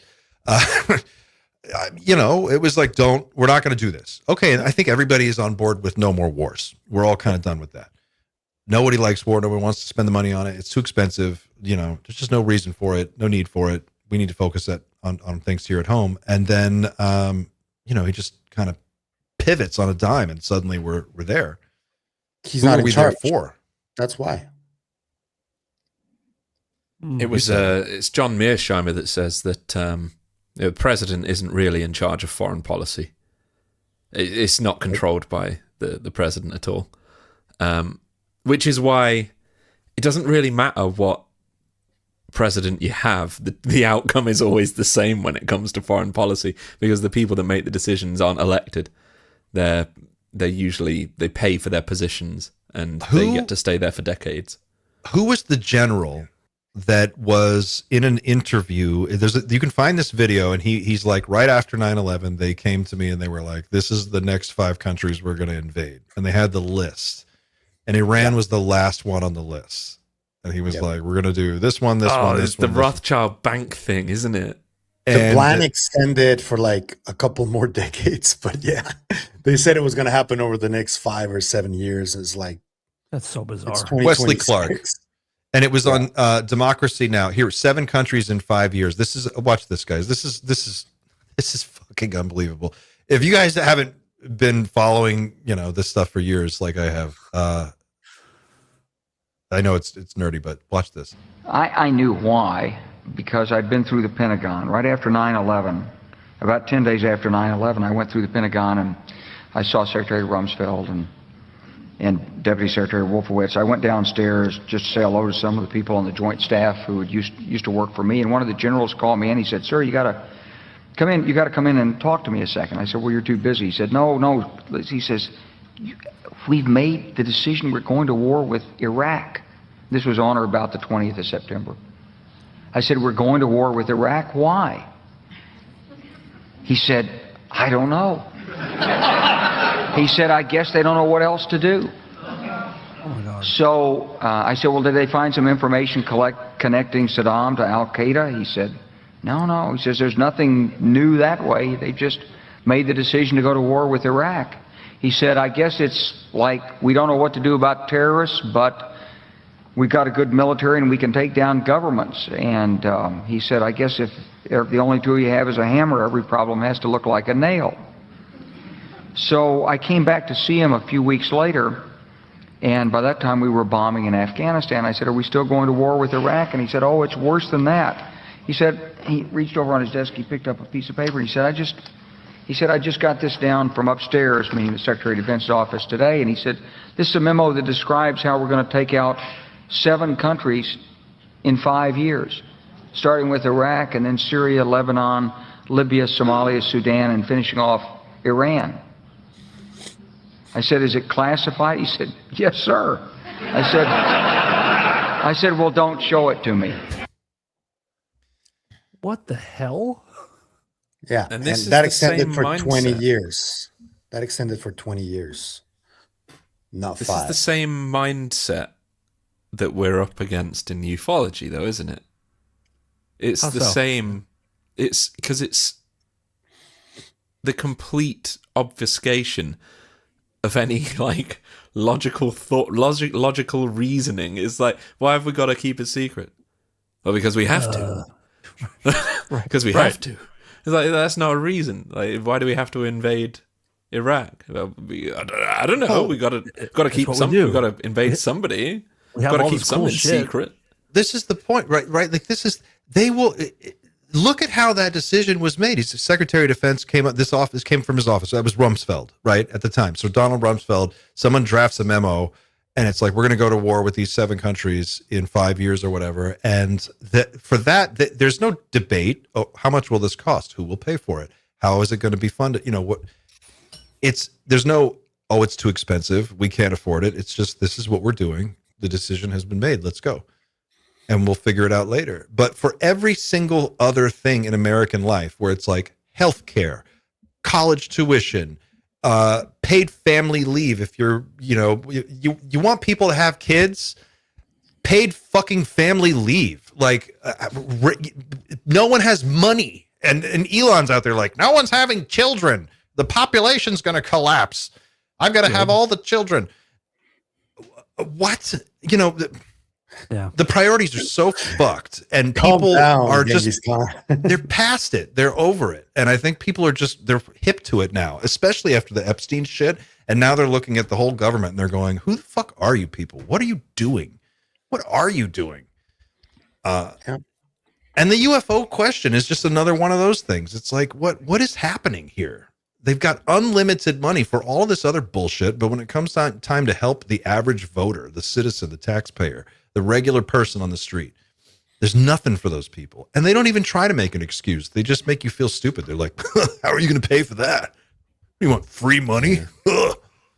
Yeah, you're totally right. So tired, man. I'm so tired of it. Everyone's tired of it. But the nice thing is, and there's a double-edged sword to this, it does feel like more and more people are waking up to this idea that, holy shit, the world really is ran. The conspiracy theorists were right at least about one thing, which is the world is ran by a very small group of unelected, horrific people.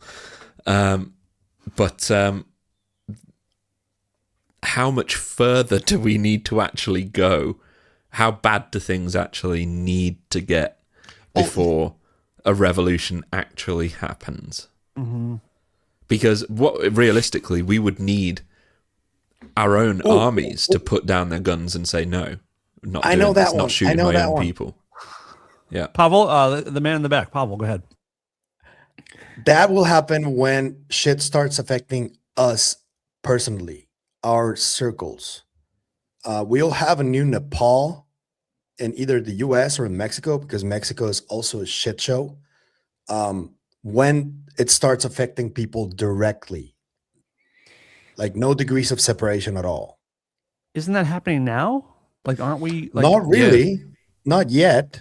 To a lot of us, not yet, but it can. Very financially, quickly. it's absolutely changed my life in the last few years. But financially, we could be financially, a lot of us in the UK could be so much worse off still. I'm not just talking about finance though, because let me give you a good example that happened just yesterday. Orange County went completely dark for several hours, and parts of San Diego as well. If that happens like on a wider scale, shit's gonna get really dicey for politicians really fast. How did that happen? What happened? They don't know yet. There was just like a massive blackout that started at like probably 7 p.m. and it went on for the entire night, and they haven't said anything publicly in terms of the origin of that, the source. The San Diego, it has a massive Navy presence. Was the Navy affected by the outage? I didn't check that. It was just like the Orange County area and a north of San Diego area. Hackers hack the planet. But imagine just with resources. We're in a fifth generation war now. We're in a constant propaganda war that is being fought from 12 different sides. If you're lucky, it's at least 12, probably more. Corporations, countries, lots of different political actors. Everybody's playing with your brain.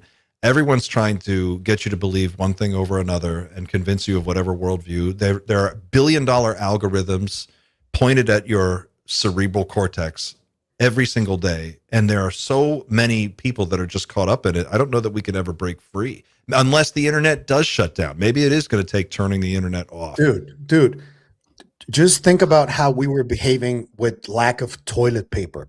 In my city, people were fucking almost killing each other because they couldn't wipe their ass with toilet paper. Yeah. Imagine if we lose the internet. I'm a bidet guy. I'm a bidet guy too, man. It's the best. I go You guys outside. need bidets. Think about it. If you got poo on any part of your body, any other part, you wouldn't just wipe it off with a little paper. You would get some soap and you would like. Yeah, man. These savages using toilet paper, disgusting. Such a George Carlin take. Wipe your ass with a bidet. This is the internet in Iran since the start of the war. I've always wondered, and I'm not going to make an accusation directly here. That little. I would always assume that negative. it wouldn't necessarily be Iran that did this to their own people. I would always like if you want to really stop a country from functioning, you shut down its internet. Like, why would Iran do that to themselves? To stop I don't know. Propaganda, a bunch of propaganda from coming through and encouraging a popular uprising against the government, because you can probably say with certainty that Israeli special forces and American special forces, probably British special forces, have been there for the last 12 months at least, and maybe. Well, there was longer. the whole sort of mini revolution that was allegedly taking place, wasn't there? Well, they're stirring up the pot and preparing these groups who are disaffected with the government to challenge them. And so my thinking would be like they would shut down their own internet to stop all that communication internally as much as they could, to basically, hamstring American efforts to propagandize against their people. I don't know, just spitballing here. I'm no. Well, yeah, I didn't go to war Iran college. has their country-run intranet, and they're the ones who shut it off. Yeah, I don't know. They don't want their citizens to know. I feel they like want there's to keep their benefits citizens isolated. I feel like Again, there's remember, benefits for both sides to really control their internet. Remember the second Iraq war, the Iraq II, the return after 9/11. We go back into Iraq, as Wesley Clark pointed out. And then as that war was starting to wind down, well, not wind down, but as we were getting close to Baghdad, remember, what was his name? Baghdad Bob? Mm-hmm. Remember their propaganda guy? And he'd come out on TV and he'd be standing, their propaganda minister would be standing out in the center of the town. And he'd be like, the Americans, there's no Americans here. You could hear the tanks. They're like 1 mile away. They're like blowing up shit. There's planes flying overhead. There's like, oh, everything's fine. I think, they probably aren't. They don't want people making videos and sharing them on the internet about what the fuck is happening in Iran. There's intelligence that could be leaked out that way. There's all kinds of stuff. I think there's definitely benefits for the US as well in that, because you do end up with a country that doesn't function as well, can't defend itself quite as well, and if you don't want people in your own country to see who you're victimizing, then that's a good way as well. We talking about not seeing any footage and things. It's probably a good thing we're not, because we're already pretty angry at the fact that this is happening, and we haven't even really seen the scale of destruction that is definitely taking place, and it's probably way worse than we think it is. Or it's way not as bad as they're saying it is, and that's the other thing that we don't know, right? So if you listen to the point, we don't. If you're listening to Hegseth and Trump and everybody else at the White House, if you're listening to this White House, they're saying we are obliterating these people, but they said that a few months ago too. We obliterated their New York nuclear facility, and their capabilities have been set back 20 years or whatever. All their plutonium is buried under a fucking mountain. I think he said we dropped 11 fucking bunker buster bombs in a row on the same thing. This is what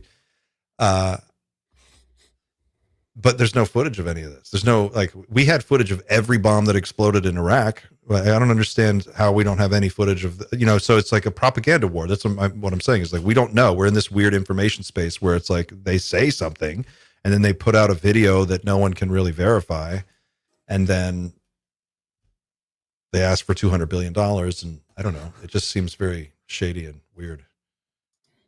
And we still don't have health care. Hey, you guys want to talk about this Area 51 time traveler? Oh, Because yeah. I watched Absolutely. this video, and it blew my mind. Dan, is this the guy you brought up last week? I think so. Yes, I believe so. Yes, it is. Oh, It the is. cop showed Okay, up? cool. Well, he came back the next day. I'm joking. I don't know. So I've been subscribing to, I've subscribed to like 2 or 3 different body cam pages on YouTube. I love this shit. And this one popped up in my feed last week, and it was just like, guy makes it further into Area 50, or police body cam footage goes further into Area 1 than anyone's ever been. And yeah, Clinton is going to show the clip, but it's pretty fascinating. This guy's pretty calm, cool, and collected for a guy that is supposed to be seemingly crazy. You know what I mean? This guy, yeah, I looked for it after you told me about it, and I watched it. I had the exact same reaction. I was like, this guy is way too chill. This is the guy who's like, he's not crazy. He believes he's telling the truth. Mm-hmm. A time dilation facility, and we are experiencing this now. I know it sounds weird, strange, but it's true. They don't share your same thought. I didn't even think about that. Well, you better think about it right now because you're this close to being handcuffs back on, bud. The IDs, they're saying that they're all fake. What if I did get clearance? That's probably not going to happen, though. There's more to it. A man makes it past the gate at one of the U.S. government's most highly protected properties, Area 51. While investigating the man's bizarre claims, the responding deputy will be invited behind closed doors into an area the public never gets to see. Can I run up there and make a phone call? The following report is based on official police records, and the footage has never been seen before until now. In the middle of the night on January 21st, 2026, the Lincoln County Sheriff's Office gets a report of a trespasser at the Nevada Test and Training Range, a vast swath of land that includes a highly restricted facility known to the public as Area 51.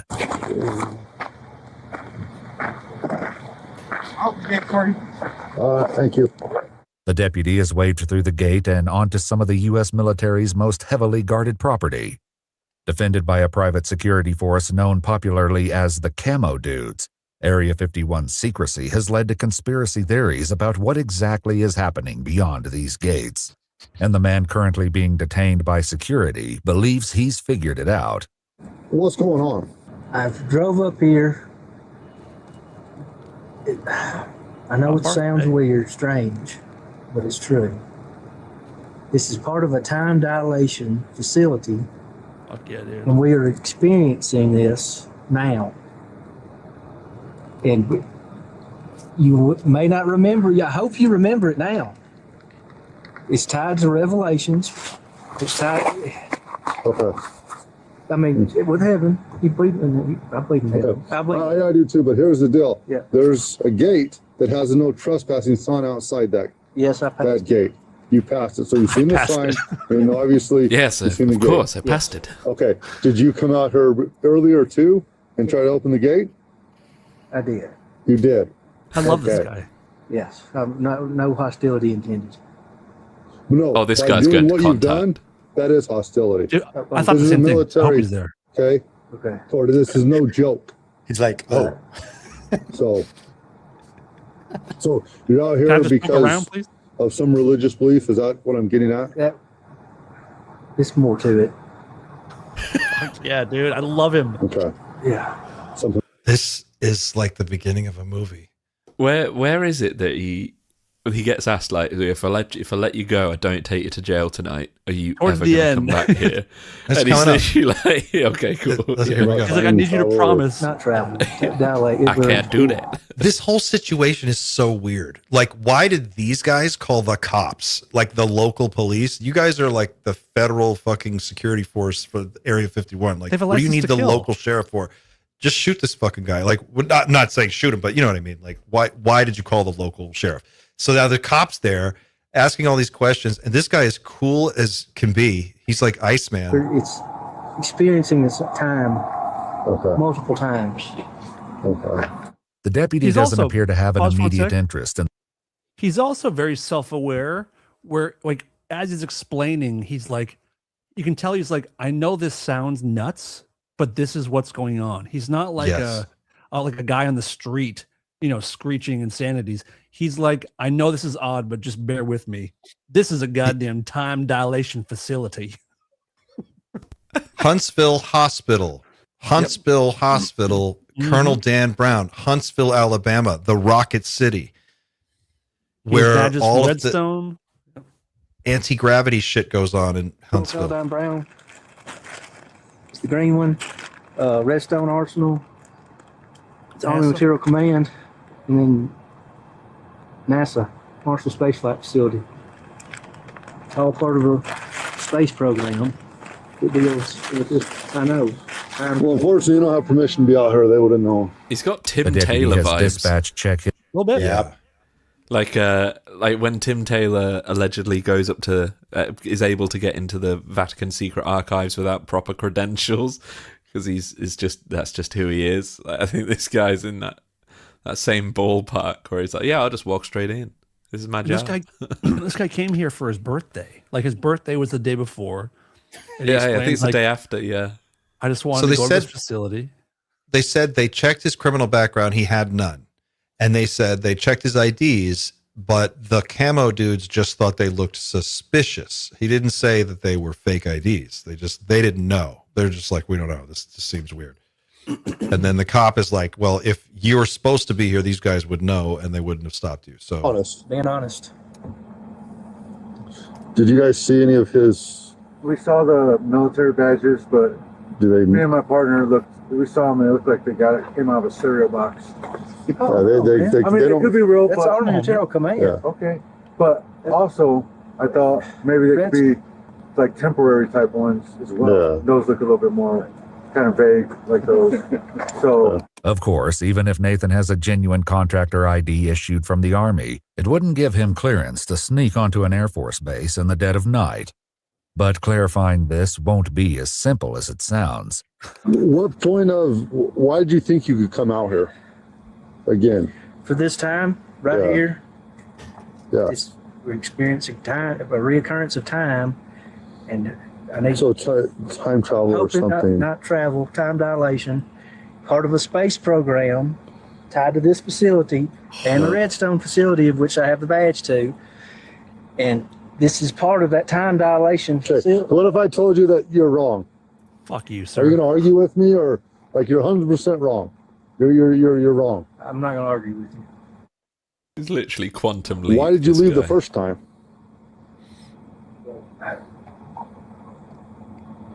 Because you're probably thinking maybe you probably I shouldn't do it. gave up, and I started giving it a shot. I was hoping I wouldn't end up in handcuffs. Well, you're probably going to end up in jail. Because of Nathan's theories about time, even explaining that he's not allowed back at Area 51 in the future is a challenge. If you were to leave and escort you out, you would not come back. Is that what you're telling me? So you had that opportunity to not get in I'll trouble. come back. It'll be the same date. It's with a dilation, but not in a later date. No, I will not come back. That's what I'm thinking. Does that mean I'm not going to? No, it doesn't make any sense at all. Okay. So no, it does not make I'm not any gonna sense come because back at a later date, I'm no. not going to NASA. I'm not doing any of that. No, sir. All I'm saying is you can't be here. Yeah. Okay. So All right. hang tight. In his own way, Nathan appears to understand that he can't return to the base. And when his criminal history comes back clean, the deputy isn't sure there's enough to justify an arrest. He has no criminal history at all. He's got some like contractors ID tags with government. No drugs. He's been 100% cooperative. He let me search his vehicle. The reason that he said he's out here, and this is where it's kind of he's not like tweaked out on drugs, or he doesn't appear to be. It's just he has this idea that it's something to do with time. He didn't say time travel, but something to do with time, and he's works for NASA. You know, he For did those that are still. saying that As the this deputy is gives fake, this channel's like the body cam channel on Yeah, YouTube. yeah. Like he sources all of his material from police departments. This is a legit video. I mean, it's funny, but it's not exactly like showing aliens or anything. It's not that far fetched. At the very least, this guy's got some issues. Or does he? It's probably the case. But... Dude, if you met a real time traveler, this is probably how it might go down. Like what else would you expect? I mean, time travel is about as far fetched as I can think, bro. Well, I'm just saying, like, yes, is the likelihood that he's crazy? Sure. But if he were to be time traveling like one day in either direction, and he was trying to explain that, it would sound a lot like this. So, I mean, I'm just giving him the benefit of the doubt. If I choose to do that, is that right? Yes. So, are you on vacation or It's a birthday trip. Birthday trip? Yeah. It's tomorrow. Your birthday's tomorrow? Yeah. Yeah. Do you really want to spend your birthday in jail? Not particularly. But when faced with the prospect of a lifetime ban, I love him. I love Southern guys. They're so laid back. Not particularly. Not particularly. Nathan holds out hope that things could change. If I were to cite you and give you the opportunity not to be in jail on your birthday, would you not come back? This is the best. Ever? Ever? Well, I'm telling you right now, you are not allowed back here ever. What if I did get clearance? Yeah. You can what if all you want, but that clearance you would. I'm not. That's what I'm saying, Nathan. I'm not going there. I'm saying not right trying now. to be a smart ass. I promise. Well, with this action. Yeah, but I get the severity. Yeah. If I was invited back. Well, you guys. Yeah. That's probably not going to happen though. Okay. All right. But well, I mean, if it's. Yeah, I mean, I guess if it happens, it happens. But I'm telling you right now, that probability is. He's kind of like. It's kind of like, I work here, dude. Like, I have to come back. I can't. What do you mean I can't ever come back? Like I'm supposed to be here. The dudes in the background are just cracking up, dude. But no, they're not though. I don't think they are. My first time watching, I was watching those guys, and they don't seem to smirk or do it. Like when he's talking about time dilation, they don't seem to even be phased by it. Although they are masked up. So he's crossed before. Yes, I believe so. Okay. The Redstone ID looks familiar. Okay. Whoa. A report comes over the radio that Nathan tried to get into Nellis Air Force Base in Las Vegas last month. Nellis, baby. Hey, man. If I remember, because I remember that badge, and I think I remember the email. He went up to our guard because we have an open gate there, And and attempted to get in with that redstone, and we denied access at that point. All right, Nathan, you need to be 100% honest with me right now. Okay? Okay.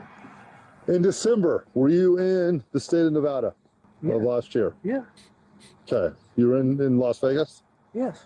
Did you try to go on to a base using one of your cards? I pulled up to the gate and left.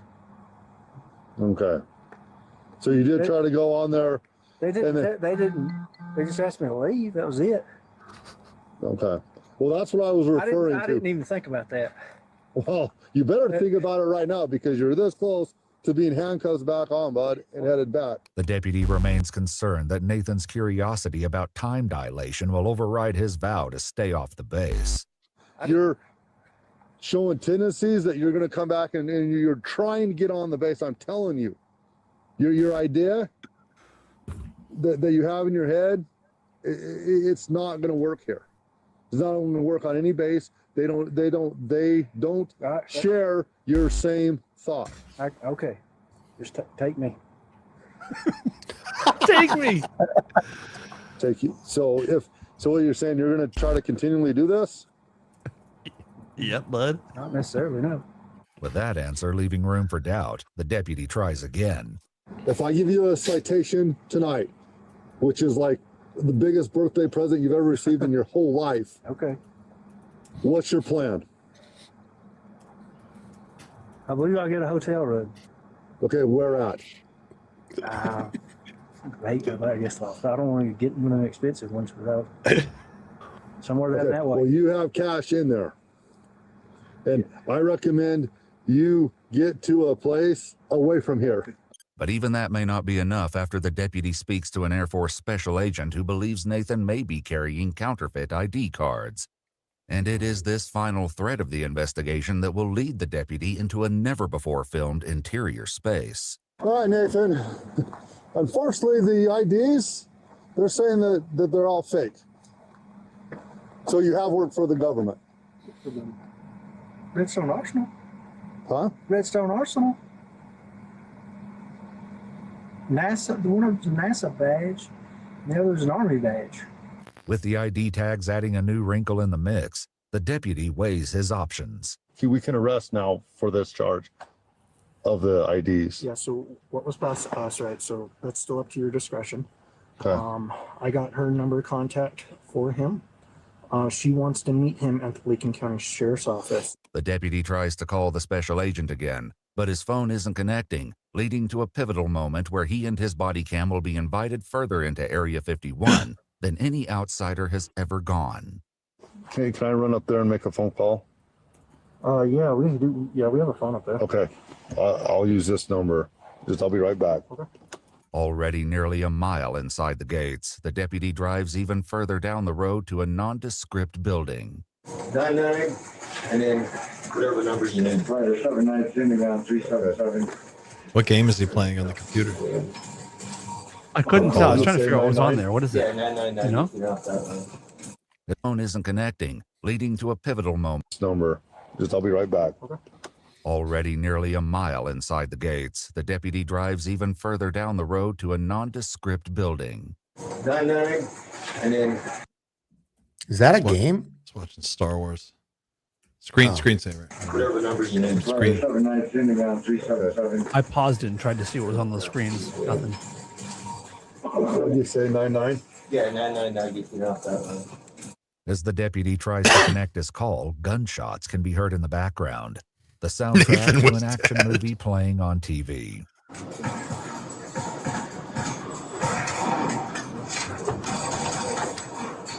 The deputy tells the special agent that he can make an arrest if she wants, but if he simply issues a citation, he can't guarantee Nathan will show up to talk to her in the morning.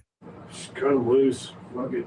The special agent ultimately agrees, acknowledging that she wouldn't be able to say for certain that the IDs are fake without seeing them in person. This is crazy. But to before me. leaving the security area, the deputy realizes that his lengthy investigation has begun to irritate the camo dudes. I think you sent you sent me a text that wasn't supposed to be sent to me. Yeah, well, I know, but you said, "Oh my God, this deputy." Now they said they can arrest for trespass. Whoops. So We've all done it. Having cleared the air and gotten a glimpse of some of the most secluded and heavily guarded military real estate in the country, the deputy heads back to Nathan. all right, you've caused a lot of issues tonight. Okay. Okay. If Nathan were brown, he would have been arrested on the spot. He would have been in jail immediately. They would have done none of it. My wife would be like, that fucking white guy just got 3.5 hours to explain his ass. My wife would say the same thing, though. She'd be like, if he were brown, no fucking way. I didn't know you could trespass on a military base like this and not be arrested. Like, it's crazy to me that they're just like, all right, have a good night, sir. I didn't know that was possible. My wife calls it the complexion for the connection. It's like, I'm not saying that that's really what's going on here, but it's like, dude, the sign said like, no, cannot trespass. Like they'll shoot you. He's like, And yeah, I they saw it. They're hanging And? out. Yeah, I saw it. I went in. You came in anyway. Yeah. What you gonna do about it? Yeah, he really gives me the Groundhog Day vibes. Or he's Are just you there, like sure? glazing over, just like, doesn't really matter what happens right now. I'll just try again tomorrow with a different Nathan, if you're route or something. watching, we need you on this show. Please reach out to yeah. someone here, and not Oh, not gonna make fun. I really want to talk to Nathan desperately. Yeah. Me too. Yeah. Some He people must on know Reddit some Taylor tried if to he's legit. I tried to find out. they tried to figure out who he was and they couldn't. Is this the A team? Fucking security people? Like who are these security guys? They look like mall cops. Like they can't figure out if this guy is for real or not. Like how many hours are they? And they got like 5 guys, a cop, Area 51's entire resources at their disposal. They can't ascertain whether or not this guy should be arrested. You would think they would have a database or some kind of file we could pull up to see all up to the moment clearance badges and what they look like for everybody, just to be able to know. You know what I mean? Well, what I'm saying, like, they will pull people over for speaking Spanish, and they will make them get your cell phones out, and they will copy your fucking cell phone and take it and go back and like they'll just make a copy of your phone and go analyze all your shit, and they'll get into all your social media accounts. Like, they'll do this. They can do this to anybody. They can do this to you, Xander, when you come into the country. They can do this to you. That's the kind of authority that they exercise every day. Why can't they didn't look up his Facebook profile? Did anybody Google this guy? Somebody just said in the chat that Nathan is going to call us last week. What world is Clint living in? What do you mean? What world am I living in? I'm living in the real world. Well, they can't take his. No one's taking people's phone. I mean, they can't take his phone. That's illegal search and seizure. They can't just take his phone. Even if you're trespassing on a military base, he can give it to them. Within 100 miles of the border, they can take any phone from anybody, citizen or no. That's a new expanded thing that ICE has, a new power that ICE has. But not at Area 51. That's Area 51, they could just shoot you. I mean, I guess they could do anything. You're not. I don't know. I mean, I would love to see the legal case like laid out of how, what that looks like in court if you were to try and like fight that out. But I would imagine you would just disappear out there. What I'm seeing here is like a real sort of B team investigation on like a guy that should be very open and shut. It's weird that there's so much confusion about who he is and why he's there and whether or not he'll come back. And this cop is like really trying to give him all the leeway he can. But it's like, dude, don't you arrest people for just, people get arrested for all kinds of stuff. Like, you arrest people for anything. Yeah.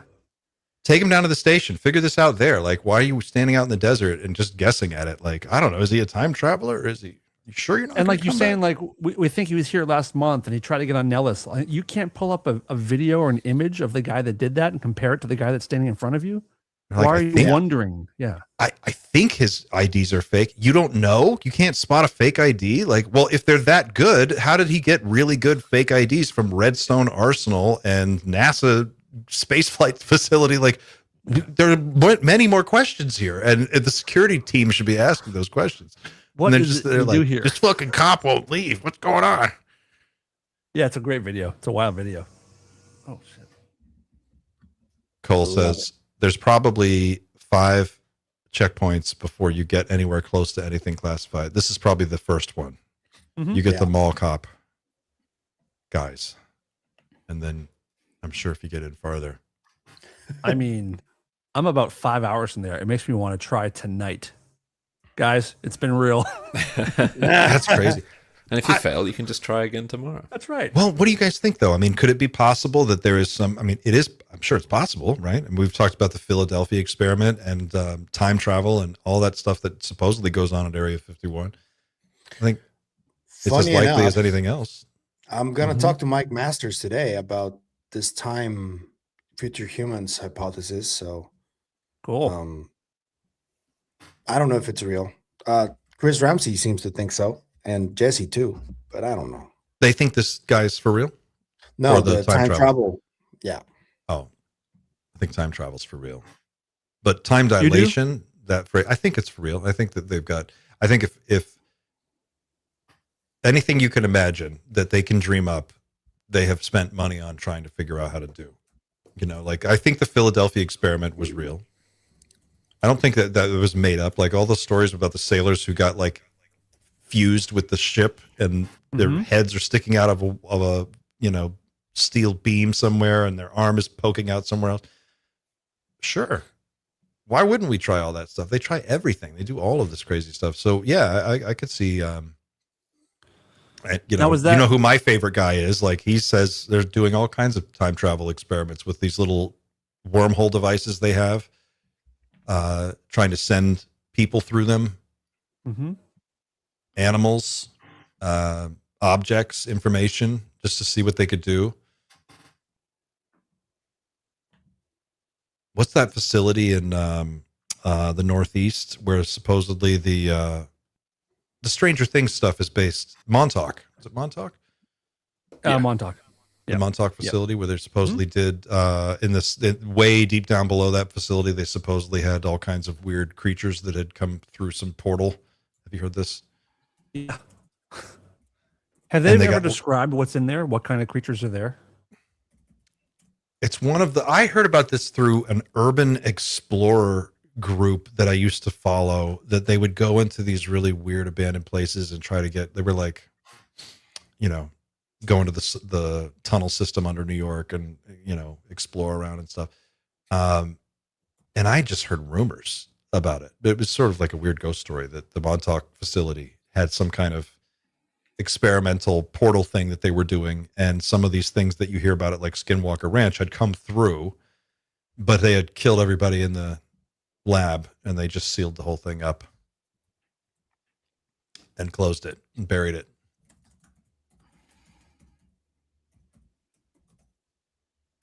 That's it, guys. We ran out of UFO talk. There is a clip that just came out of Gerb with Burleson of a podcast they're doing together tomorrow. Oh, breaking news. That's going to be interesting, I think. I'll play it in a sec. It's going to be awesome. Here we go. Is it Burleson has his own podcast? Yeah, apparently. Yep. I didn't know that was a thing. 60. Fresh Freedom. Fresh Freedom. DJ Fresh Freedom. All stylized? Look at this. I have seen videos of objects. It's something that's wild. I think that this is starting to unravel. I really do. It's really called that? Yeah, short but sweet though. So that's it. That's all we get. It's really called Fresh Freedom? Yeah, Fresh Freedom. Freshly served freedom. Wow. Well, that's, you know, I love anything Gerb has to say. I'll sit there and listen for 4 hours. Why not? Let's just for a moment suggest, work with the idea that aliens.gov is some sort of depository Depository.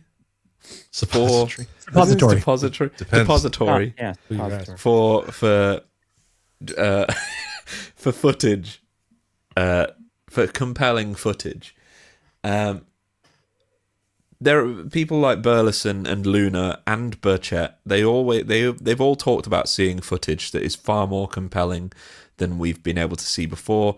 Lou Elizondo has talked about it in the past. To some degree, I think Matt Brown has talked about it. Most high-profile whistleblowers, David Grush obviously has talked about it. If those videos don't make it into the public eye with this round of whatever form of information we're going to get, do you think these guys are going to kick up a stink against their own administration? Or are they going to say, you know, baby steps? And I think everybody... What do you think they're expecting? In the political climate of the United States right now, I think the Republican Party is very good at closing ranks and being on the same page. They get really and they support the team.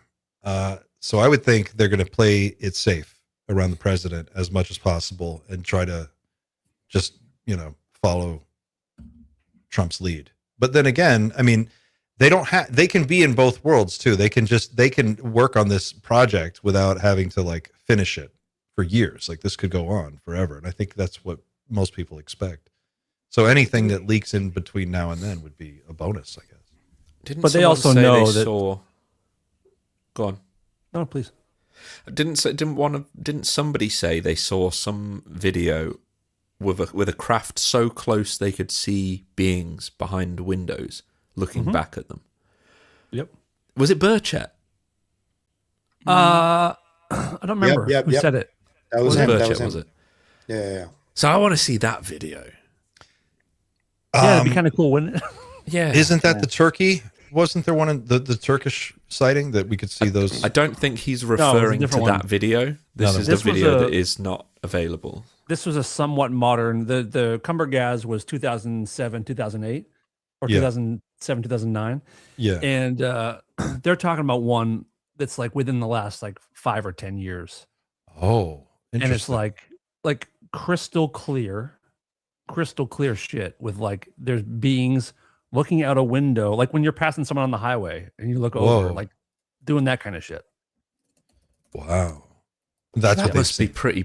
pretty amazing for Burchett to have seen. And like, I, if I was him, I would be like, everyone needs to see that video. Do we, Without a shadow of a doubt. I haven't heard Burchett say that. Does anyone? I video or tweet? I think I would have remembered that. Is there any context to this, or? I'll try and find it. I don't remember him. I would love. Either. I'm looking for it. Yeah, I would love to hear it. It might not have been Burchett. I asked if it was Burchett, and somebody else okay. said yes, it was Burchett. But I'm sure it was either Luna, Burchett, maybe Burleson, somebody in Congress, I think. It was part of a list of like 5 or 6 different type videos that people had seen. Right? It was part of a list. It wasn't just like there's this video where we can see beings. It's like there's this, and this. I think that was number 2 or 3 in the list. That they want to get or they saw. That I don't remember. Okay, yeah, I don't remember that. Andrew, you asked a good question. I remember Burleson when he was interviewed recently on Weaponized. Apparently, he and his staff are aware of a list of videos and they want to get them all. And these are like specific videos that they're actually monitoring to see if they're going to be deleted or renamed or moved, which is crazy that they can actually monitor that. So I guess they want that list of videos for the beginning. I don't know what they are. It's adorable that they think other people don't have those videos. It's cute. Yeah. Everybody, if you're playing the home game and watching the show, hit that like button if you haven't already. We've got 1,300 people watching right now, which is a record for us. I think that's the highest we've been. We were actually higher than that a little while ago. So if everybody hit that like button just once, imagine what you could do. Do it right now. We might get disclosure today. I think when we get 100,000 subscribers on this channel, I'm going to do disclosure. I think I'm just going to do it. Where are you at? Where are you at with subs here? Halfway there. Yeah, almost 50,000. Yeah, amazing. Yeah. But it's awesome. I'm not chasing the numbers that hard. I'm more interested in like just incubating this group that we have and trying to figure out how we can work together and synergize what we're doing across all that. I feel like that that'll come in time. You know, YouTube's got it's a whole different game. Once you hit 50K, the algorithm changes completely, and you get a whole different rise. Really? Oh, I hope so. It looks at your channel. Once you get past that barrier, then somehow the algorithm registers that as like, okay, this channel has now crossed over to another category. So the algorithm pushes those videos out differently. This is the game that we have to play. 48,000 short. Okay. Is this video what I was talking about, Pavel, or is this something similar? I'm not sure if that is the video, but that's one of the videos where he said he saw some shit. Let's I'm just not sure watch if this. that's exactly that. Pretty long conversation with the president just a couple of days ago, and I said, Mr. President, I just want you to release everything that I've seen. And because he asked me, he said, "You think they're real?" I said, "Something's going on, Mr. President. We're spending billions of dollars on something." And I have a pilot, one of the best ones in the world, military pilot. He said, "Tim, that thing was," he goes like this, 14 feet from my canopy. 14 feet. So that tells me, he didn't say 15 like you and I would say. Right. 20 feet, 10 feet. He said 14 feet. Do you think he has, I guess, does he have the authority to do it? And are we going to actually see something? He 100% has the authority to do it, but he doesn't know. I don't think he'll know what to ask for. And myself and some other people that are close to him are going to be talking to him about the right things to ask for. Gerb needs to brief the president. Yes. Gerb needs to just write a list, go in there, tell him where to go. I think that is an amazing clip, and I think he's right. I don't think the president would know what to ask for. I think that's the problem. What if it is really that simple? What if it is like that? It's a weird loophole, like, oh yeah, the president can ask for it, but they don't really know what to ask for, so they never will, but that's still possible. And what if he is just crazy enough to do it and say, well, call their bluff. Say, okay, well, show us everything. But for more than 3 years, since before Grush was public, they had people since 2022 or 2021 telling people where to go, where to look, where the stuff is. So they have that info. They've had it for years. Oh, crap. But what Burleson needs to stop telling people where he's going to go next. That's for sure. Yeah. What happened, Pavel? What happened? JD Vance just spoke about demons again. Oh, boy. I fucking hate it here. Yes, the doom. The doom. Well, regarding what is saying, what these guys take demons more seriously than affordable college education. That should tell you everything you need to know. They'll spend more time thinking about demons than they will about how to forgive your student loan debt. Sorry, guys. What was the context? Point it out. Benny Johnson, a long conversation, and there's a clip that's like 2 minutes long where he says, I don't think they're aliens, I think they're demons. And I haven't seen the clip. That's just like the quote that was written. But let's see it. What the fuck? We're working on it. It's funny. When I came in, I was obsessed with the UFO files. Oh, wait. And then Is that okay? Hang on a second. My audio's lagging. Working on it. It's funny. When I came in, I was obsessed with the UFO files. And then you start getting really busy worrying about the economy and national security and things like that. But I've still got 3 more years as vice president. I will get to the bottom of the UFO files. Okay. Have you peeked? Have you done a peek? Have I what? Have you done a peek? I mean, So I actually haven't. I have full not. Independence Day. I have. I have not been able to spend enough time on this to really understand it, but I am going to. Trust me, I'm obsessed with this. I've already had a couple of times where I'm like, all right, we're going to Area 51. We're going out to New Mexico. We're going to sort of get to the bottom of this. And then the timing of the trip just didn't work out. But trust me, anybody who's curious about this, I'm more curious than anybody. And I've got 3 years of the very, very tippy top of the classification. I'm going to get to the bottom of it. Okay, so you haven't been to Area 51 yet? Not yet. Some Not people yet. say they keep the UFOs in Ohio. They might, Hangar 18, Hangar 18, right? I've I've heard that as well, but I don't know. I haven't looked into it yet. Okay, all right. Well, we're waiting for it. We saw aliens. You know me. We saw aliens.gov. I don't think they're aliens. I think they're demons anyway, but that's a longer discussion. Well, I can't let you go without a follow-up on that, because Barack Obama is on this podcast and he goes, "Yeah, aliens are real, but here's where they're not." And I did not. And so Obama says, yes, aliens are, he gets asked point blank, are aliens real? Said, oh, yeah. And then he goes, but they're not at Area 51. And where are they? Well, that's what he says. Right. There's a great question. Trump had to go save him, and he said he's going to declassify. Okay. Dugway, so you think they're Maryland. Well, look. Bullshit. I He didn't see it. Celestial beings. Bullshit. Who fly around, who do weird things to people. I think that the desire to describe everything celestial, everything is otherworldly, to describe it as aliens. I mean, every great world religion, including Christianity, the one that I believe in, has understood that there are weird things out there, and there are things that are very difficult to explain. And I naturally go, when I hear about sort of extra natural phenomenon, that's where I go to, is the Christian understanding that, there's a lot of good out there, but there's also some evil out there. And I think that one of the devil's great tricks is to convince people he never existed. Oh, Christ. What a cock. What a cock indeed. Yeah. Yeah, he's going to cause quite a stir with that interview. Well, we can all go home, guys. JD's going to get to the bottom of it. He's got 3 years, so. The fact that he said he was obsessed and he's still like, I wanted to go to Area 51. Like, that would mean anything. He's not obsessed. He's not obsessed at all. He hasn't looked. He would have looked if he was obsessed. They all say this, though. This is like every president says this. They all say the same thing. This is what Bill Clinton said. Oh, yeah. Well, I asked when I got in. It's the first question I asked. That's more of a George Bush, but, yeah.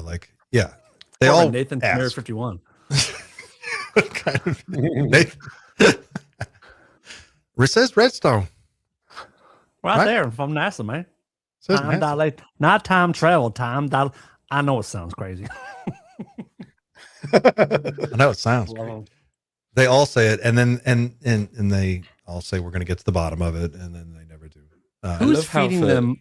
Who's feeding them this demon stuff? Where's that? It's got to be coming from us. I mean, Collins lead is the obvious choice, but who? There's got to be someone who's like, demons, pass it on. Is demons, pass it on. Who is that? Question. Yeah. Because Elizondo mentioned this so long ago, so it's, it has some footing. That's a good question. It also seems way harder to come to the conclusion that something is a demon as opposed to something from another planet or another dimension or something from underground or the ocean. Like the demon seems like easily the hardest conclusion to come to, for me anyway. It's a big leap. Huge. But then, I mean, well, I guess it's on one level, it's just like language, right? Like one person's demon is another person's interdimensional being, which is another person's, whatever you want to call it. So the terminology might not matter so much as like what the actual, response is to knowing that it's there, I guess. And the thing telling is, people. The move from our thousands of years old interpretation that what all of this stuff was in some way spiritual or demonic or angelic, the move into the idea of at least some of this stuff being extraterrestrial in nature was so that we could precisely move away from this irreducible metaphysical interpretation of it all. And yet he's here saying like, yeah, everyone's been saying it's aliens, but my hot take, my very well informed take, and it's brand new and it's unique, is the fact that they're actually indeed what we've been saying that they are for the past 3,000 years. And it's not, in fact, the more rational explanation that there is at least some scientific basis for other life on other planets. No, it can't be any of that. And the fact that he seems so certain that his religion is the correct religion, I hate it. Anybody who is really obsessed and truly takes it seriously should know that there's more than one thing going on. It's not just one thing. If you tried to take all of UFOs and just explain them away by saying they're demons, that's just not good enough, because there are too many other, like I have 2 books here on my desk. Preston Dennett is awesome. He writes these books on alien visitations. This is onboard UFO encounters, extraterrestrial visitations. Every one of these books has like 10 different, at least, cases of face-to-face contact with different beings by different people throughout history. And he's got, he's written at least a dozen books. Easy. He does a podcast every week. He's talking about, like, this guy researches these things all the time. And the variety of contact experiences that people describe is so wide. There's a great book called, I think I have the title wrong. I'm going to say it, and I hope I don't say it wrong, but I think it's called, it's not in print anymore. And it's the Bible. Somebody sent it to me. It's called, I think it's UFOs Are Real. I've seen them. It was written by a guy in his 80s who was when he was a young boy, he lived out in, I want to say it was Ohio or somewhere out in that area. They were a German immigrant family. And he and his younger brother would go out into the countryside every day, and they would walk just miles, and they would just walk and explore and do little kid stuff and whatever. And he said one day they were walking out to this field in a valley, and there was a ship parked in the middle of this pristine valley, just sitting there. And there were some beings, looked like people, walking around, doing stuff around it. And they were watching this from, like, however far away, but close enough to see people. And they were like, oh, this is super weird. And then the next day they went home and they talked to their mom, and that mom didn't know what to say. And they were like, let's go back again and see if they're there. And so they started going back to this place day after day. And occasionally they would go and they would find the ship had returned, and these things were there. These creatures or beings were walking around. And the guy is writing this book, and he's telling it like this is a historical event. I'm just documenting it as an old man, because my life is coming to an end, and this is something that happened to my brother and I when we were kids, and I just want to tell people this story. That's the framing of the book. And he says each time they would see these things, they would get closer and closer until they got to close enough where they bumped up against some kind of a field that stopped them. It felt like an electronic sort of wall of some kind, like a force field. And then they're like pushing against it and leaning against it. And then it just sort of shuts off and they tumble down. And they're actually able to approach this ship and come into face-to-face contact with these beings who are basically like humans. They just look human, look like regular, like short humans, like not short, but like 5 feet tall, maybe, like not tall, but not short. They're just 5.5 feet. But they all looked the same. They all looked like they were 30, healthy, young. And he's like, we went into the ship. They showed us around. You go inside and you can see through the walls. Everything looks clear. You can look out and it's like you see the whole sky, but you're inside this ship. And we were like, well, what are you doing? And they said, well, you won't understand, but we study things and we're looking at, the plants and the animals here. And we're just, we're doing some research. And they have this exchange and they go back and forth a few times. They visit again and again. And then eventually these beings leave and they never come back. And that's the end of the story. But he said, we had this contact a number of times and this is what was happening. And that's just one case of these, these people. If you go down the list of all the other contact experiences, how could you say that they were all demons? There were just too many really boring. Like the pancake guy. Lame ass demons, dude. Remember the pancake guy? Yeah. Of course. They made guys, pancakes with grays. Guys, I gotta go. I got an interview that I gotta attend to and I gotta get ready. So I'm gonna leave you. Thank you. And the live stream stays until you guys finish. So I love you. Hola, muchacho. Love you, Pavel. And I'll send you the interview when I have it with Dr. Mike Masters. Word. All right, guys. Let's hear it for Pavel, everybody. If you're watching and you love Pavel, hit that like button. Just do it once for Pavel. Love you guys. And go subscribe to his channel, Psicoactivo. That was great. Bye, Pavel. Bye. Say bye. Say bye. Should we talk about this? We mentioned it at the beginning. This is that Claude story. Claude Mythos leaks spills details on Anthropic's new AI model. Its most powerful yet. A data leak has revealed that Anthropic is developing a new artificial intelligence model it claims is its most powerful yet, with the system already being tested by a small group of users. Details about the model emerged after an initial internal material was accidentally exposed in a public data store. In total, 3,000 assets linked to Anthropic's blog were accessible online. These included early drafts of announcements and other internal content that had not yet been released publicly. Oops. Among the files was a draft blog post referring to the model as Claude Mythos and warning it could pose serious cybersecurity risks. The same leak also pointed to a planned invite-only CEO summit in Europe, part of the company's push to promote its AI systems to large businesses. And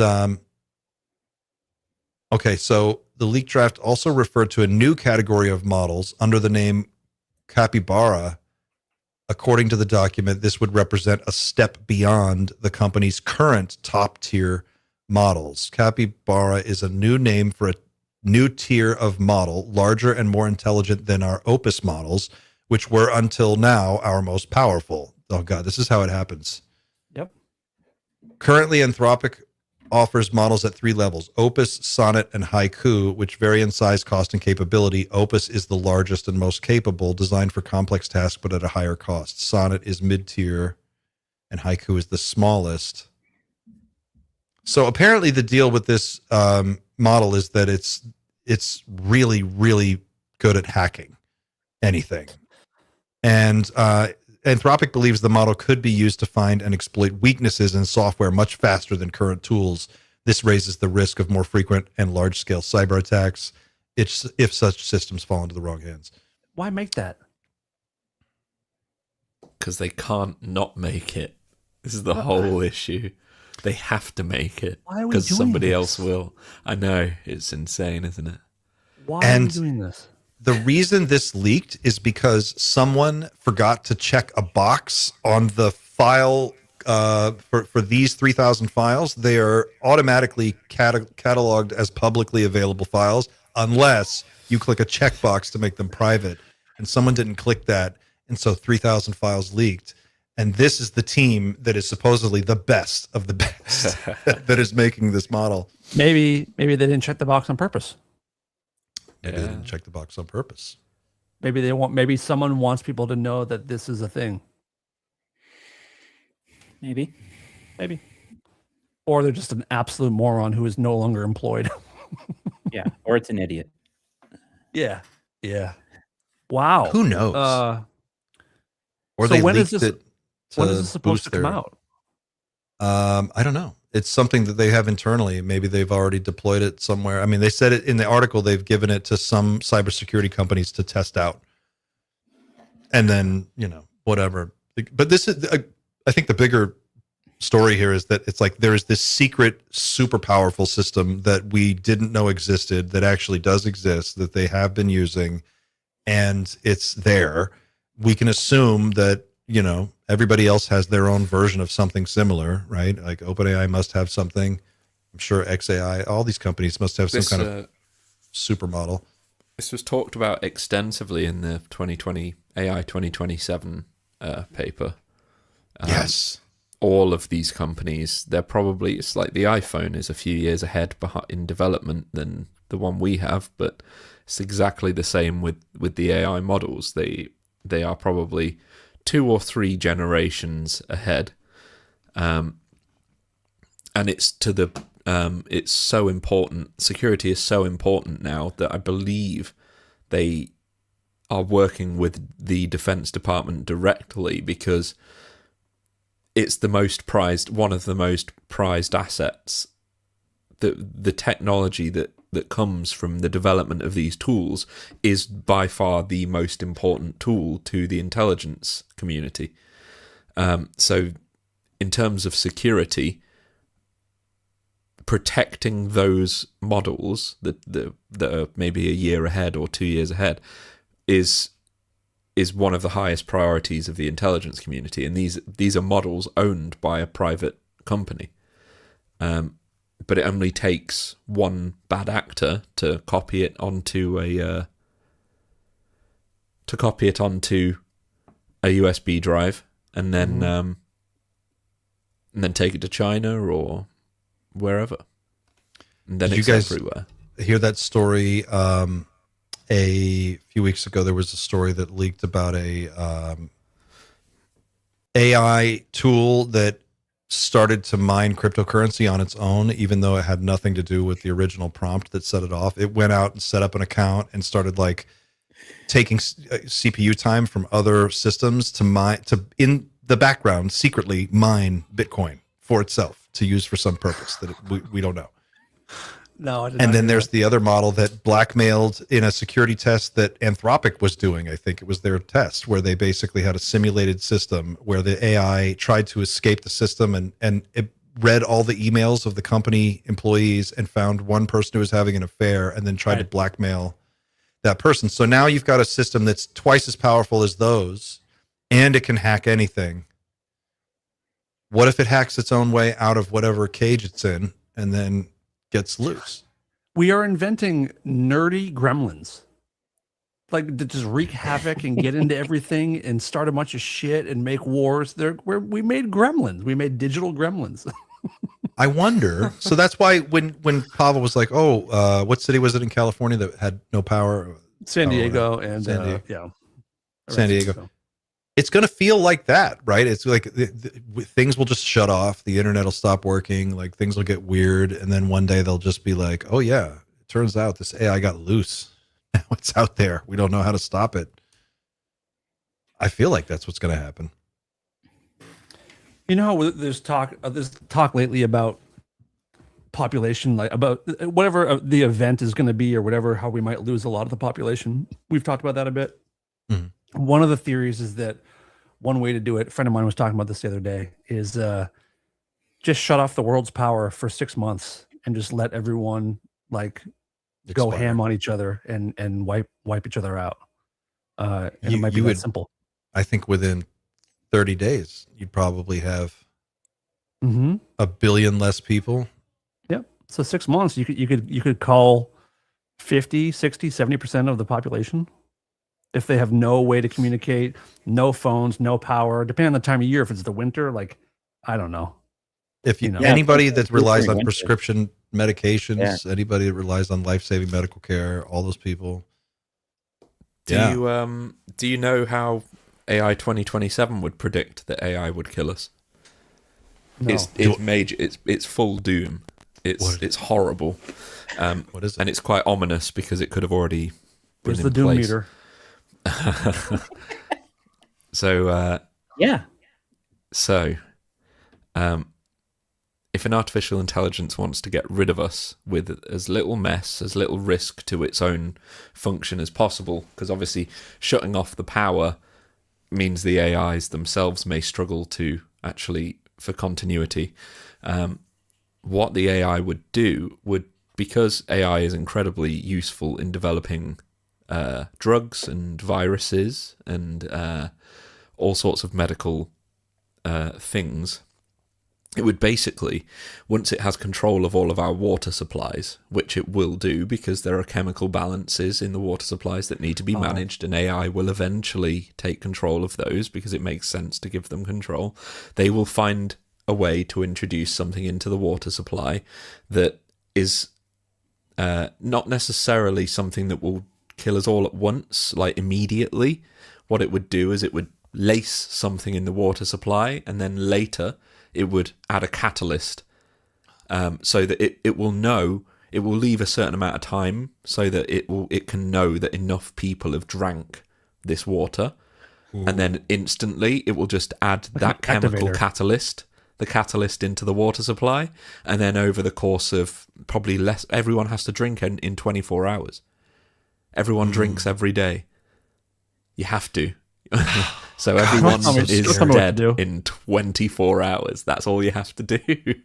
Joke's on them. All I drink is Monster and Red Bull, so I am good to go. I heard I have a well. Oh, you there you go. You have a well. Okay. There you go. I'm moving to your house. There was another and drink your water. Another idea that I heard someone say recently that was even more depressing than that. It was like, what if people just give up on reproducing because everybody goes after an AI girlfriend or boyfriend, and they just like fall in love with their AI, and in like 2 generations we just lose everybody because no one's having sex anymore. They just I don't think that's they literally get us think. to select our way out. Once we can weird science our own partners and like create people that, why wouldn't people do that? If you could have a sex droid, that's like whatever you want it to be, and you think that's what the best possible partner is going to be for you, and then you just don't procreate after like a couple decades, we just go away anyway. And then like regular sex will just be like some weird kink, some future kink is like, oh man, you do it with people. Demolition weird. Man. Remember Demolition Man? I don't remember. Fluid exchange. No, I don't remember. I don't remember that. Where he's like Sandra Bullock takes Stallone back to her place, and she's like, "Do you want to have sex?" And he's like, "Oh well, yeah, okay." And she puts on this like weird helmet, and he has to put on the helmet, and then they have to sit there and like they have like brain sex. Cool, man. And he's like, "I thought we were gonna," and she's like, "No one does that anymore. It's a whole." Yeah, you what pervert. the hell? You sicko. Demolition Man. You ain't touching my body. Time dilation. Time dilation. Right. I mean, we're here now. I won't come back tomorrow in real time. If I come back in a month, today. it'll be the same day. You know that.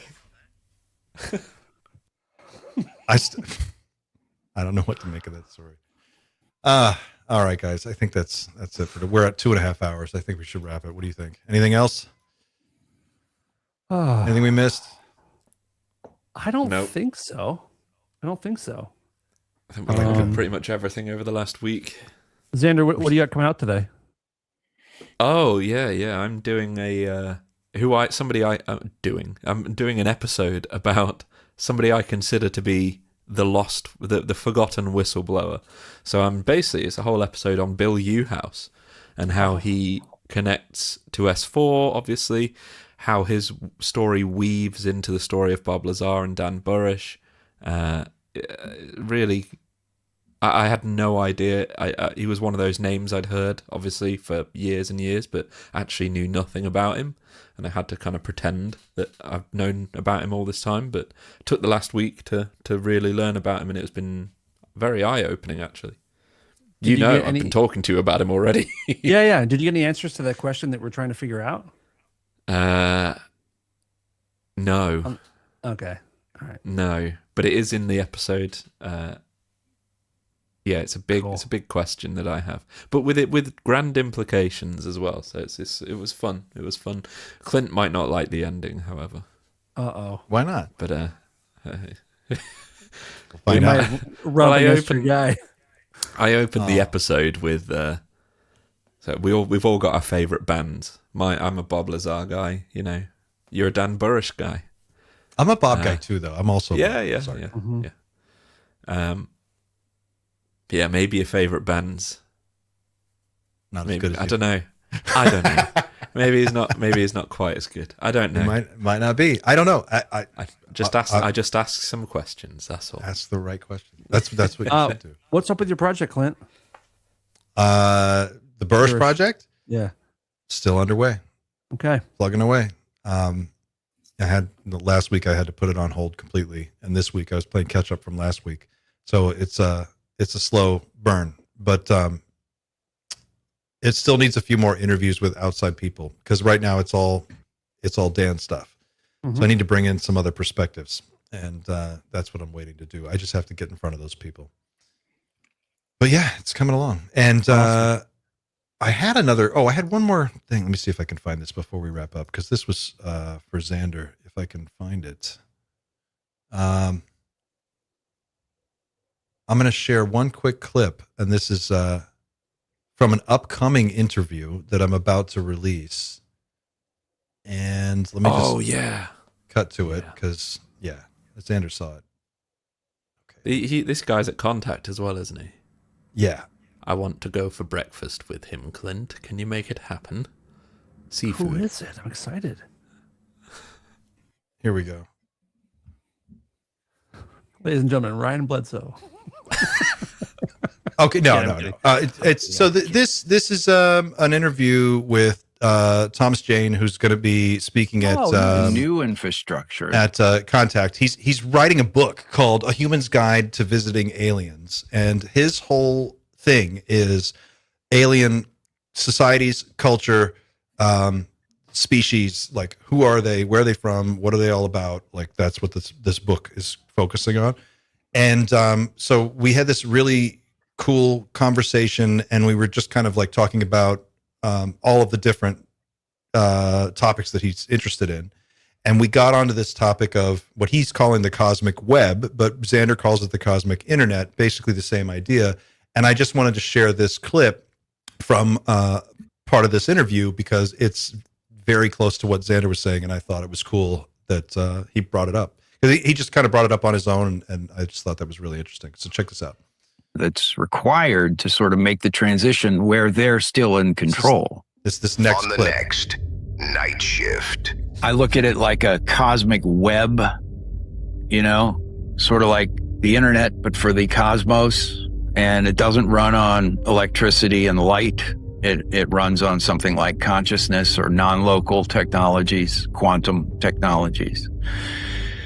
And that's already installed.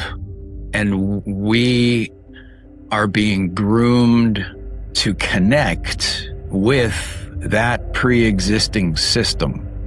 AI is the baby steps, but they need to be structured in a way that moves it towards the eventual absorption into this cosmic web. All the planets are mapped. Every life-giving planet, you would have to, for survival, know which planets are habitable, which planets are going to be habitable, which planets are in danger, because, you're going to have to do some moving around over those kind of timescales, just will. And in a crowded, I don't know how crowded it is, but in a a universe with millions of other civilizations, there's going to be some negotiating around that. It was the coolest conversation. This guy is all in and very, very well read and really knows his stuff. Like, blew my mind. I thought I was deep into this, and I'm not even close. Like, he is all the way. And very cool take on the cosmic web. Yeah, basically Xander's idea here. Catching on. I've got to talk to that guy. Oh yeah, you will. I guess you'll see him at Contact. I sat with him for a couple hours at I love Contact last year. He was awesome. He's a good guy. Really cool, and a fan of the show. Also watches Doomer Fridays. So do you know who William S. Burroughs is? Yeah. When I listen to Thomas talk, he sounds like William S. Burroughs. He has such a good voice. He sounds like William S. Burroughs. He kind of does. If you're familiar, yeah. Good Yeah. stuff. Yeah. He should narrate some stuff. Good stuff. So that's coming out this weekend, and it's going to be a two-parter. So that's part one. Right on. Little clip. All right, guys. Well, let's wrap it there. That's been it for us. It's about 2 hours and 36 minutes. That's a good run. And we peaked at over like 1,350 people today. Great show, guys.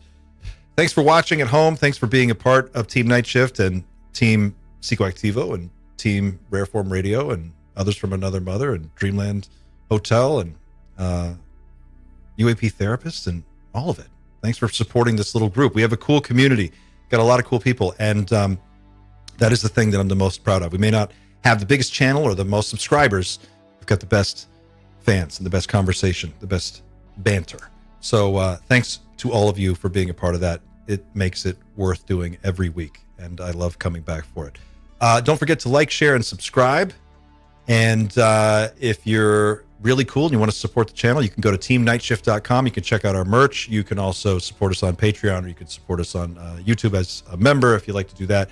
And we'll see you again next week. Thanks for watching, everybody. Take care of yourselves and each other. Keep looking up.